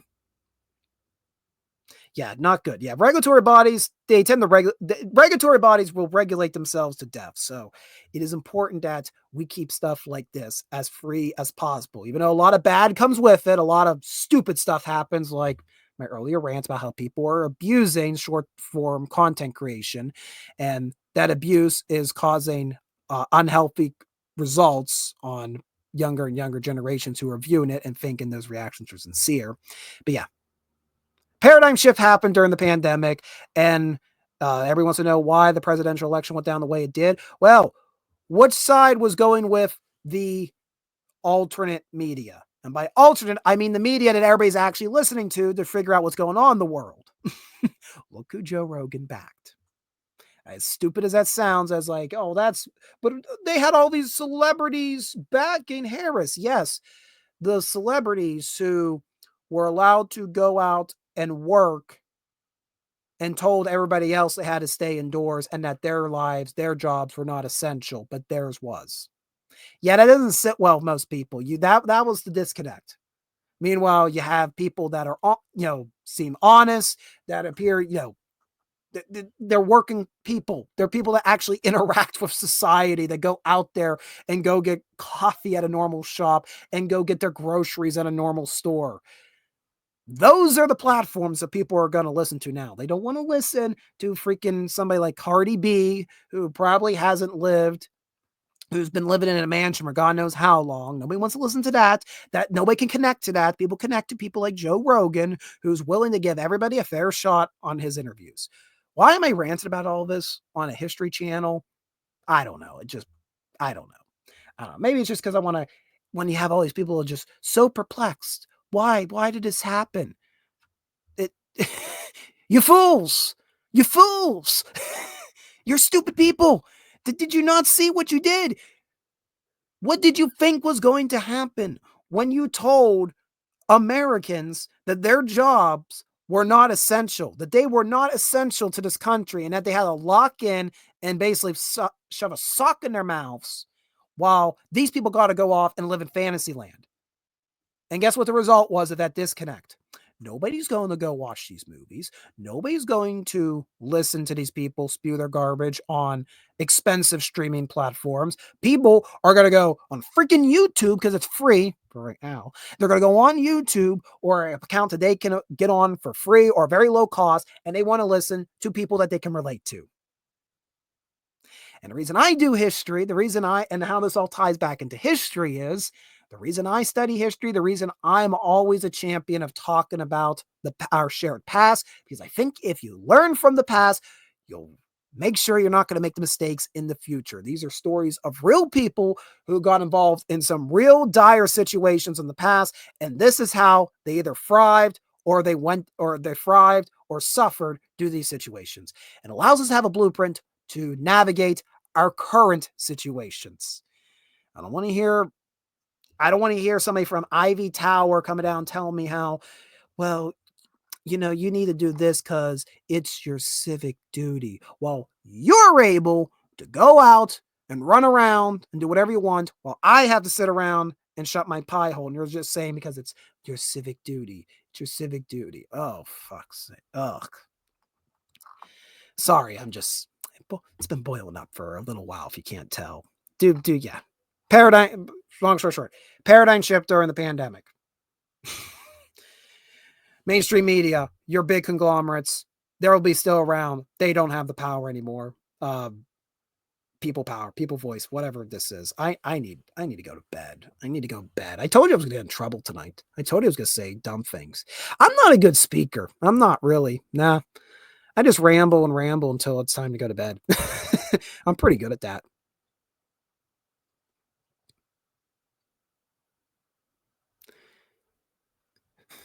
Oh, don't you start. Cardi B is wise and beautiful. She understands the cultural value. No, we're not going to say that word. I will do anything for views, but I won't read that. No, I won't read those free letters. Yeah, Thank you, Wrangler. Thank you for being my conscience again. Why am I ranting in circles? Because I'm sick of seeing history needlessly repeating itself. Yes, there it is. Yes. We are living history. That is for sure. And it is because it comes back to earlier where I was ranting about all of them fake election meltdown. They're just trying to repeat 2016 and they're just going over on the same talking points. And you know what? While I'm here, I am so tired. I am so tired of hearing people go on about how I've lost my rights. I've lost, how much in the past 48 hours I've had to hear somebody say they've lost their rights, but they can't specify what rights they've lost. I've never heard in the history of all the presidential elections that have occurred in the United States of America that a presidential election automatically meant we were amending the Constitution. I never remember that happening. Don't get me wrong, were presidents who, ultimately you can argue their ascension to power motivated an amendment, but literally that by making this vote, that automatically meant that's it, the right's gone, next day, it's gone. And they can never specify what that freaking right is they lost. What right did they lose? I think the only right you've lost after this election is the right to be, basically, the right to speak and be an asshole and get away with it. I think that's what they're worried about. They've lost the right to be an asshole. Because now they realize, oh no, people aren't turning up to watch our movies. Because funny story, when you keep calling people uneducated, uninformed, keep saying people, or keep declaring them the equivalent to some evil figures in past over and over, beating it like a dead horse. Funny story, people aren't going to want to spend their hard-earned money to go and support your projects. That's just not how that works. Not how that works. Why would I go into a coffee shop where I'm going to get bludgeoned over my head up to the counter only to be given pure milk in my cup, no actual coffee, and then told, well, you can't actually have caffeine because that's not good for you, and then get bludgeoned as you leave the store and go, well, it came in a fancy cup. Why would I do that? Eventually, I'm going to say, screw that. I'm just going to brew my own coffee at home. Fine, I'll handle the Maxwell. It's fine. At least I'm not getting a freaking migraine. Oh. Ugh. So yeah. Yeah, that's my rant. That was my rant. I don't know what the rant was. It was the rant of I'm mad as hell and I'm not going to take it anymore. I guess that's what the rant is. Oh, I run on coffee. Oh, I run on coffee big time. Lately, I've maybe been having a little too much coffee this past few weeks between work and college. Maybe been running on a little too much coffee.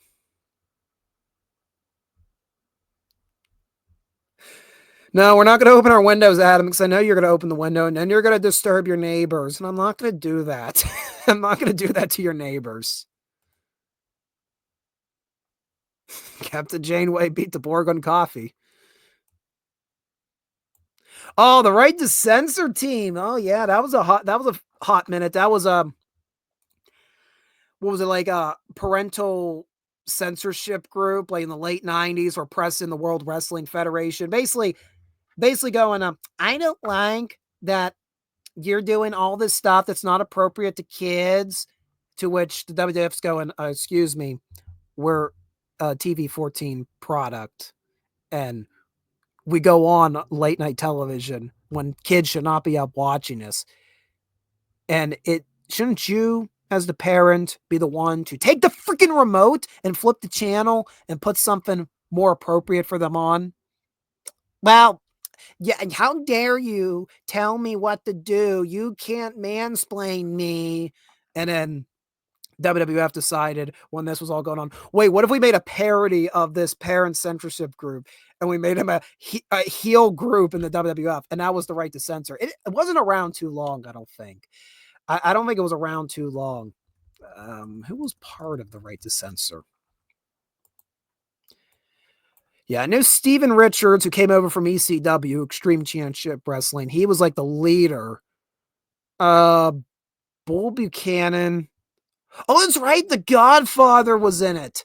Oh, wow.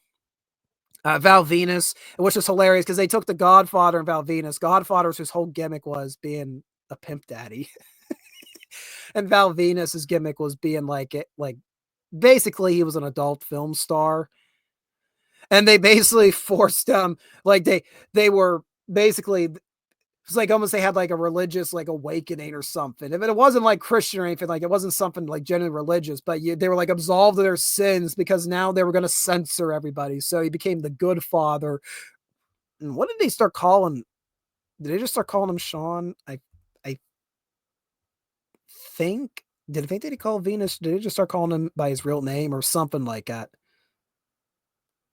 Yeah, it was the whole thing. It didn't last too long. It was only around for, it says according to Wikipedia, July. Oh, okay, about a year, July 2000 to June of 2001. Okay, it was around a little bit longer than I anticipated.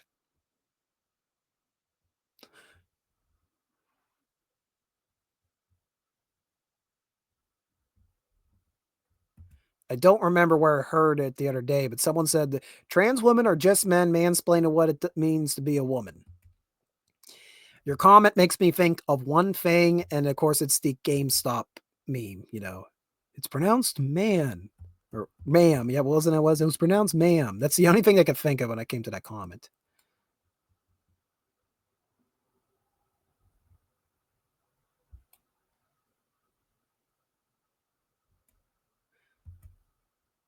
I went on different talk. Okay, Adam's talking more wrestling stuff. Oh man, I can't wait to wake up tomorrow and watch my subscribers start dropping. They're upset that I got angry. I got angrified. Yes, because I just want to simply tell everybody why things went down the way they did, and people should just get on with their merry little lives because there's a lot of work to be done. And, you know, we went through 4 years of Biden and it was miserable, but we got along. And we're going to go through 4 years of Trump and it'll probably be even more miserable and we'll get along. And then we're going to go for another president for 4 years and it'll be miserable, but life moves the F on. You know, Obama was a miserable for some people and life moved on. Bush was definitely a miserable experience for people and life moved on. The sun will come up tomorrow. Right? Knock on wood. We aren't trying to figure out how we're going to control the sun, are we? Please tell me. We can't. We do not control Mother Nature. We are sure as hell to God we should not be tampering with the sun, especially because the sun's been very mad at us this year. What do you think of the Amish turnout and force to save America? I'm trying to think. What would I say on that?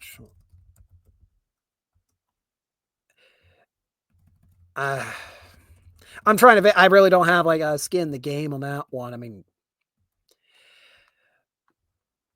Scott Pressler made one of the biggest political action moves, I think, in all political campaign in history, or whatever you want to call it. I mean, that man basically, you could argue Scott Pressler single-handedly is the reason why Pennsylvania went the way it did in 2024. Love or hate what he did.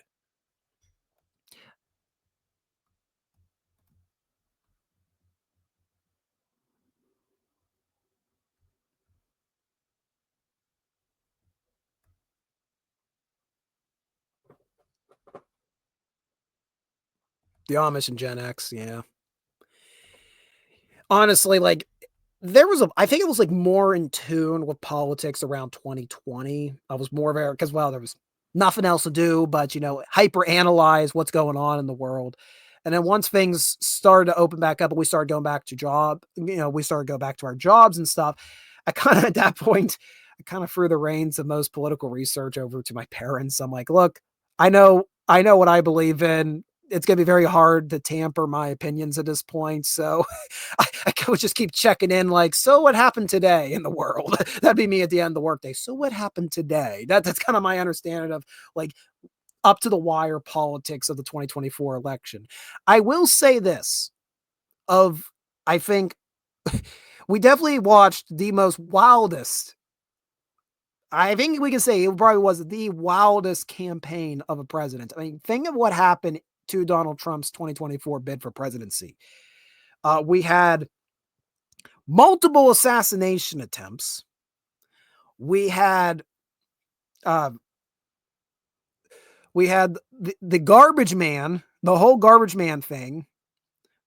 We had Peanut the squirrel happen at the 11th hour. The death of a squirrel and a raccoon, which also, to the state of New York, to the people who were involved with the death of Peanut and Fred, you're garbage.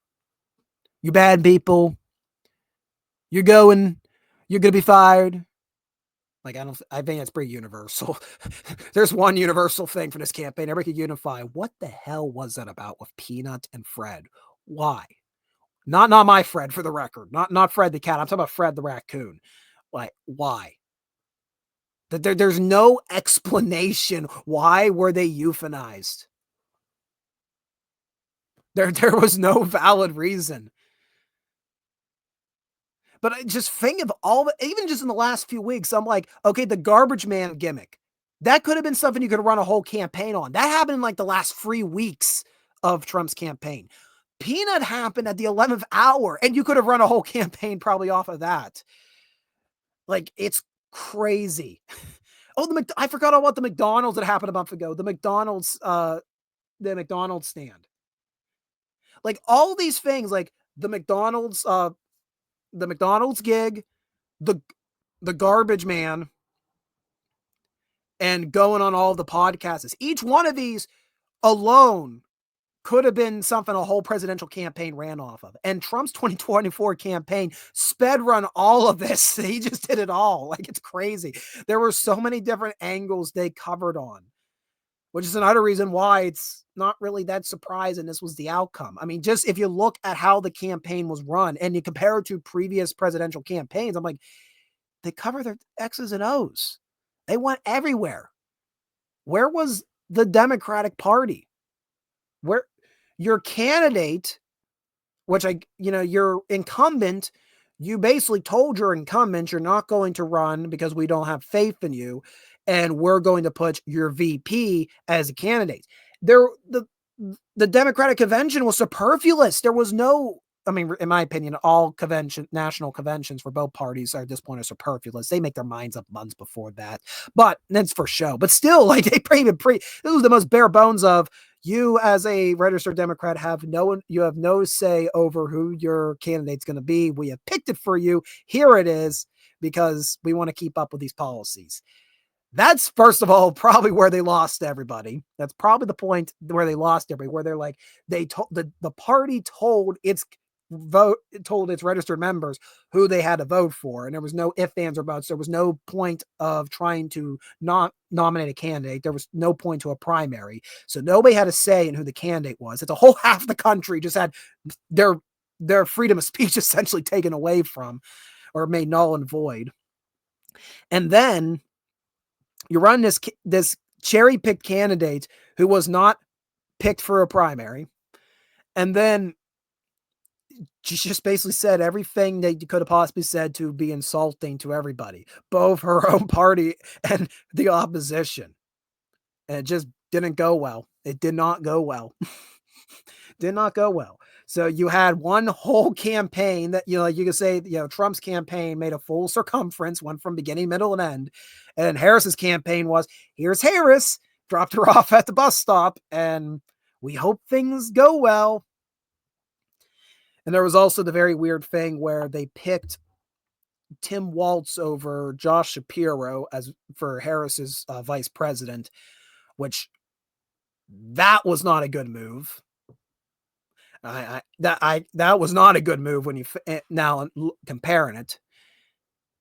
There was nothing she ran on. Adam brings up a good point.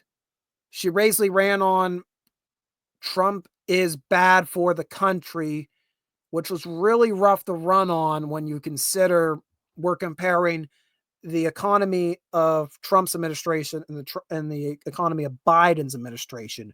Not a good way to run. Not a good way to run, especially because Biden was still coming out of the pandemic. So numbers, not good. And nobody was really happy with the Biden administration. Well, good portion of America was not happy with the Biden administration. So it was just like, so you're running your campaign because you're not the opposition, and you really don't got like policies. And then it seemed like anything that the Trump platform would say, the Harris platform would try to mimic in some way, like give it like a Democratic bent. And it was just very lame. It was on all very lame. But this comes back to who was going to the podcasts, who was going out to communities, who was going out and having fun. I mean, for freak's sake, so Trump's rally played YMCA. It's, they're kind of like party carnival atmospheres.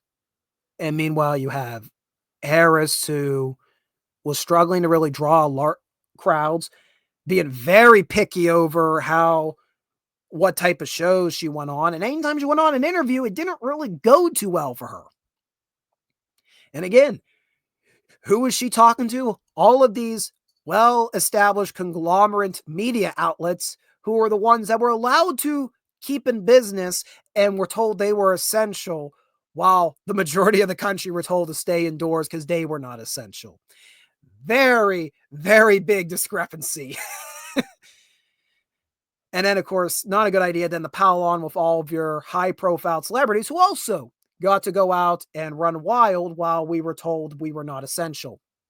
Yeah, that also did not look good for the Harris campaign at all. It's like all the people supporting you have no connection with the working class of the United States of America. The majority of the people that are supposed to be voting for you does not look good. Meanwhile, your opposition is hanging out with Joe Rogan and is hanging out with Elon Musk and is going out and hanging out with the steel unions, for Pete's sakes. Like in one of his last rallies in Pittsburgh, he had the steel union behind him and is, going to, having a political campaign rally at a McDonald's. Like that, there was a disconnect. It should not be surprised how this resulted. So everybody that's for sincere or also just grifting, throwing temper tantrums and so confused. Why did this happen again? Well, it's because that's why.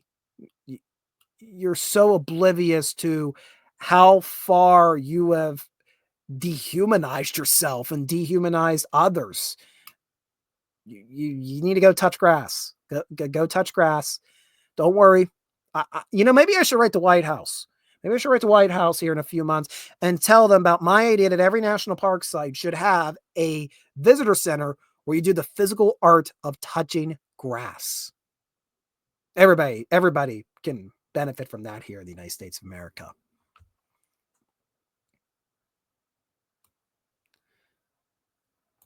Also, we're a constitutional republic and we're not a democracy. I am tired. I am so gosh darn tired of hearing threat to our democracy. We are a constitutional republic. Do we have democratic values? Absolutely. Many, many governments in the 21st century have been founded upon democratic values, on demos. Are we a practical are a literal democracy? No, we're a constitutional republic. That's the mechanism of our government. Has been since 1776. Well, first we did the articles. That was a funny.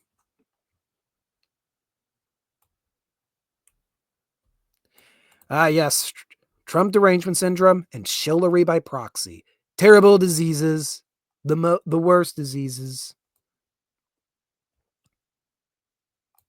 Oh, I'm making Garrett want to do a captain's cast now. You could do it. I still gotta get this essay put together. I'm kind of going through the chat now. Yeah, it was just a very Anna Twins putting in there about apparently I didn't look at the result on that, but apparently Waltz's home county voted for Trump. I don't know why. I guess they picked Waltz because they wanted that veteran vote, which, that wasn't going to work well considering who Trump picked for his vice president. Which also, I think, regardless of the hour you're on, I think we should be all very excited to say that we have, J.D. Vance is going to be vice president of the United States, strictly speaking, because he's in his early 40s. What is his age? He is 40 years old. Holy crap. when was the last time we had a vice president of that age? My God, who would be the last vice president that would have been 40? I mean, we're talking almost there. We're talking like Teddy Roosevelt age there. And the reason I'm bringing this up and why I think everybody should be a bit excited for this, regardless of what your opinion is of this election, you're finally getting some young blood in executive power. I mean, it's not the presidency, of course. Of course, the vice presidency is kind of, wasn't it Roosevelt put as he claimed it was the most pointless position in the government, but still it's something. It's some show of, care for the younger generations. Because you had, Harris is 60, Trump is 78. Waltz was, pretty close to Harris's age. 60, yeah. So here's a man who's 20 years younger than his vice president of opposition. That's something I think everybody should be very excited about. That means there is, yes, younger blood can indeed get involved in the runnings of the United States government, which is something that we really need. And okay, Breckinridge. Well, I didn't think Vance was the youngest. Okay, Breckinridge was 36. Wow, my boy Breckinridge, very fascinating character.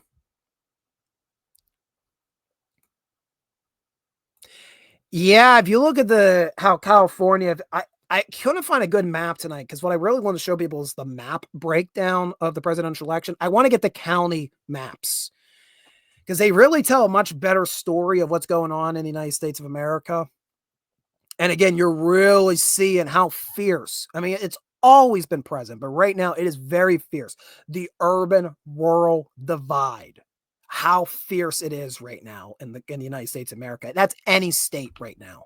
If you look at the 2024 presidential election results, you're going to see a pretty fine line of like, okay, that was a city county and that's a rural county. Obviously there's exceptions, but it's really shows you the tipping point that's happening. And I've also said too, I think part of the reason the United States is you can argue is definitely spiraled into insanity over the past few decades is we removed there, you have the rural part of a nation, which usually harvests the raw resources, be it through a literal farming, or if it's through, mining or, or building things, manufacturers. That's usually your rural parts.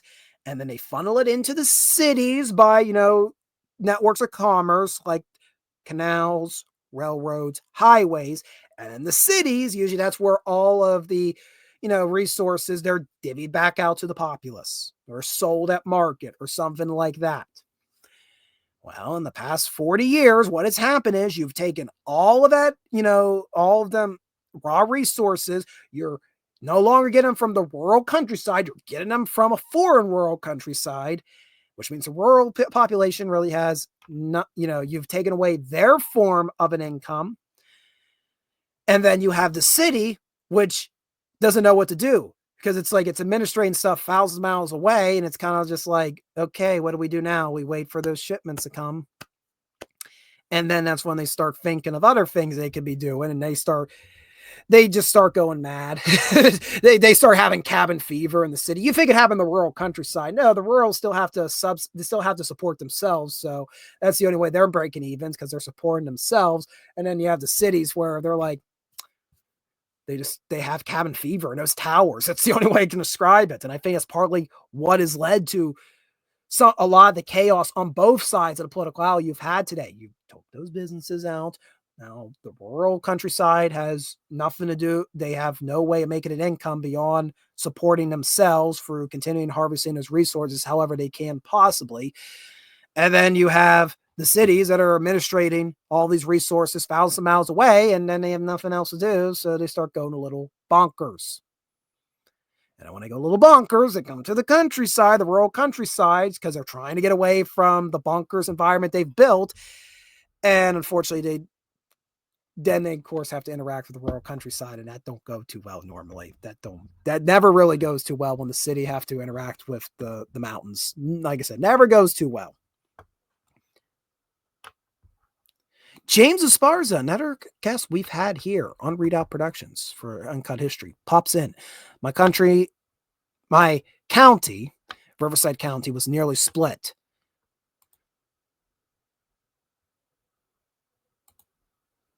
Oh, you read it. Is that Vivek Ramaswamy's book?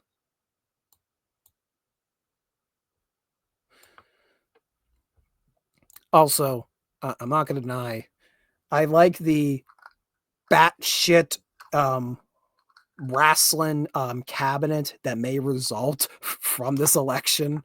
It's gonna be really goofy if it, I don't know if it'll actually go down the goofy route with, you know, like the dream match route that some people are claiming, but you know, you do just sometimes want to entertain yourself and just say, I lived at a point in time where, you know, Alex Jones was White House press secretary. You just kind of want to live in that timeline just for a few moments, just to say, yeah, that was one of the craziest things that I've witnessed, one of the craziest things in my life.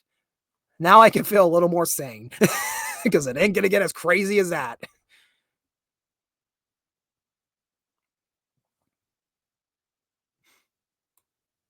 I mean, I'm seeing a lot of crazy memes. I'm seeing a lot of crazy stuff out of this election. But yeah, I just want to move on. I think everybody, regardless of this result, they just want to move on. We've been in this drama since you can argue even before, but 2016, whatever went on, and I don't know, there's so many things you can argue that something snapped in the public conscience of the United States of America, and then everything just went haywire. But like, I'm definitely just watching this like repeat of talking points after the 2016 election, the 2024 election. And I think everybody's just kind of getting to the point, just like, please move on. Please move on. Just can we do something new? You know, we've been having this culture war for 8+ years. I mean, I know it's been going, you know, people say it's going on longer, but it feels like it's been 8 years where we've been in a struggle over the culture of America. And it's just, everybody's to a point, it's just like, we're tired. We're done. We just want to move on. I just want to talk about history uninterrupted. That's all I want. There's no agenda. There's just history. I'm not trying to usher in some regime or something, or usher in some thought process. The only thought process I'm ushering in is that, you know, don't do stupid stuff. Look at this historical event. See what this person did that was very stupid. Don't do that. Don't do that. Learn from that person's lesson. That's all I want to do. I don't need everything to have a political agenda attached to it. Ironically enough, you'll probably get more life lessons when you're just naturally learning things without trying to intentionally jam in the lessons. I've always said about when you hear people going about, we need more diversity. We need more diversity. I've always told people, oh, somebody's commented me. What's going on? Hold on one moment. I'm getting distracted by text. What's going on? Disaster's probably ensuing. Do I dare play this? I have been... Okay, first I'm going to say my point, and I'm going to play this, get completely deplatformed. I'm going to go home and go to bed. Does that sound like a good idea? Okay, so I'm going to wrap up my first point. My first point. Oh, God, I get so distracted. Oh. Well, chat, what was I talking about? I need help here. My brain. I need mead. I need mead. I need some mead.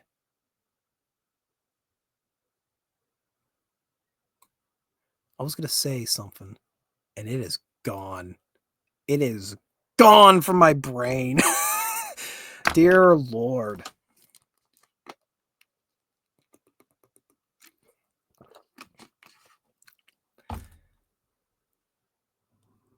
What was I going to talk about? This is so embarrassing.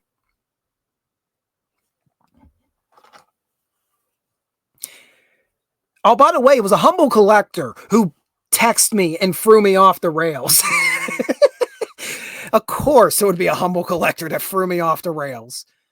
I guess you can take pride in that, chat. Oh, my brain is just so fried right around now. Okay, here's what I'm going to do. We're just going to go play the video that I was going to do.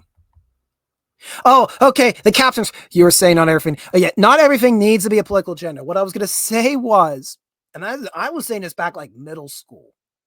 I don't know why middle school, but I remember middle school because this was when stuff was really starting to kick into the first blank this, the first blank that, the first blank, blankety blank, blank, blank, blank, blank. And I'm just like, you know, guys, if you want to make a truly unique story or truly unique product or truly unique anything, stop worrying about fulfilling the agenda. Just do what you want to do and what you feel in your heart is unique. Because when you do it, that's when you're actually going to create something diverse. That's when you're going to create something unique. When it comes to history, and I've seen this before, people will be so focused on, I got to make sure this, I got to make sure that we're giving representation to this group of people in an historical event. I'm like, okay, the point of research in history is to tell the story of the past. Do the research. When you do the research, you're going to find multiple accounts. You're going to dig up multiple areas. If you're doing history right, you're going to result in a very, very diverse account of an event. The more accounts you have, the better your telling of history is going to be. The more accurate it's going to be because you have more areas where you can cross-examine different accounts. If you set out to try to interpret a historical event to meet a political agenda, then all you're ending up with is proper freaking ganda. That's all you're going to end up with. You're ending up with a one-sided perspective that is not the truth. So stop trying to fit the check marks. Stop trying to do that when you're trying to tell an historical event. If you want to tell history to its fullest, you're already going to exhaust your resources. If you're earnest about telling an historical event truthfully, you're going to automatically end up with a diverse account. Just stop it. Stop it with the check marks. Oh, I get to say this line. We must be unburdened by what has been. What did that even mean? What did that ever mean?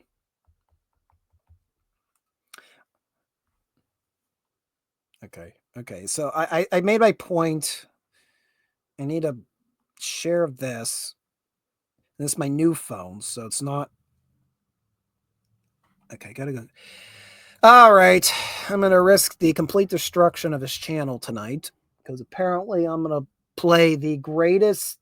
It's the greatest hype package of all time. Oh, what am I getting roped into?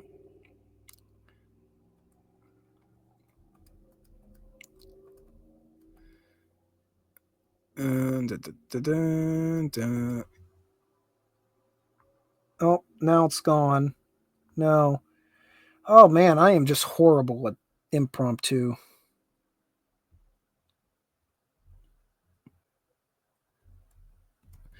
I gotta go down the rabbit hole of Twitter, Twix, X.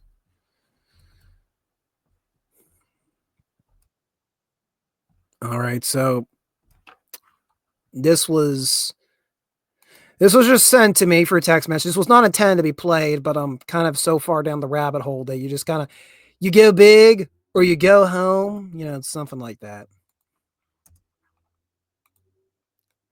All right, share the screen. All right, here we are.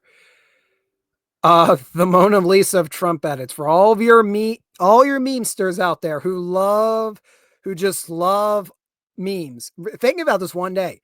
These memes from this election, they will be in a museum. They will be in both the Biden and Trump presidential libraries. Just let that sink in. These are historical artifacts we are examining right now. He calls it dark MAGA. As you can see, I'm not just MAGA, I'm dark MAGA. My sole and exclusive mission is to go to work for our country, to go to work for you.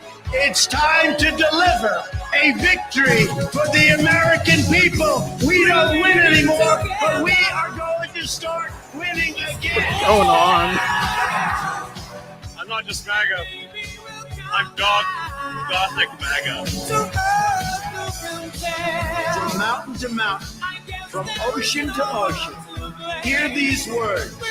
You will never be ignored again. And yes, together, we will make America great again.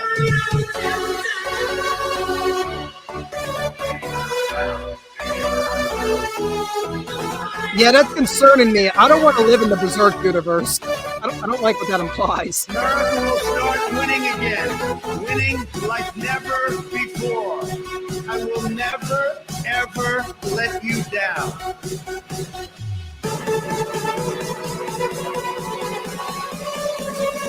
This is Donald Trump's house, brother.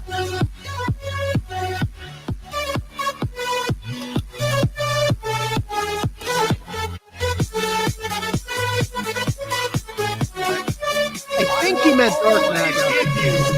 My love.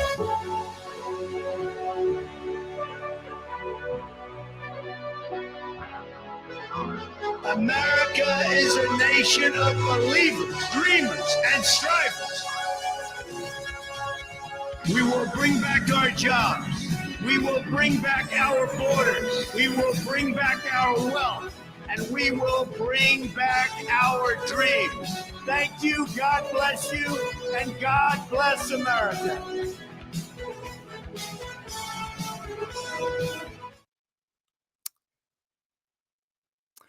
Wow. Thank goodness these streams are never monetized to begin with. It's gonna be an interesting holiday, first of all. That getting through the holiday is gonna be interesting in itself. It's gonna be interesting if and when we get to next year and the year after that and the year after that. Yes. Played the cassette till it died. And then some. You probably played it then some. Yeah. I guess all I have to say is I am completely out of ammo. For tonight, I am out of ammo tonight. Verbal ammo. Verbal vomit ammo. I'm out of it tonight. Thank you guys for tuning in. It has been a wild stream. Truly one of these streams to ever stream here on Readout Productions as you watch me unravel, I guess. Hey, but I kept my composure much better than any of those fake meltdown TikToks. Just keep that in mind. Kept it all better. I kept it far more coherent than them somehow. Somehow. I don't know. If you enjoyed the stream, be sure to hit the like button down below. And if you want to go the extra mile in support of me, well, before you do that, consider subscribing to the channel. You like first, then you subscribe, because then you follow us in our future journeys. And then if you want to go the extra mile, you go to the Ko-fi page, and you can join the Garrison, our membership program. With a small monthly fee, you can join the Garrison and fortify this bastion of historical preservation. I'd like to thank everyone for tuning in for a wild stream. Thank you, Captain Garrett, for tuning in. We had Fu Man Blue tuning in tonight as well. There's a lot of Berserk in this video. We ain't no ways tired. Well, I am tired right now. You're on the West Coast. I'm on the East Coast. Nah, I'm tired. I get to say I'm tired. All right, I guess I got to hit the music, right? Got to hit that music. Oh man, I gotta find it. I gotta upload the freaking. You know what? I'd like to play a Battle Cry of Freedom, but I think I'm just gonna end. Oh, everybody keeps commenting. Oh God, we Pokemon went to the polls. Yeah, we really did. All right, I gotta go write this essay. You people keep commenting. You keep commenting. I want to stop, but you keep commenting. Oh goodness. I gotta play. Leave me out of here. Leave me out of here. Farewell and adieu to you fair Spanish ladies. Farewell and adieu, you ladies of Spain.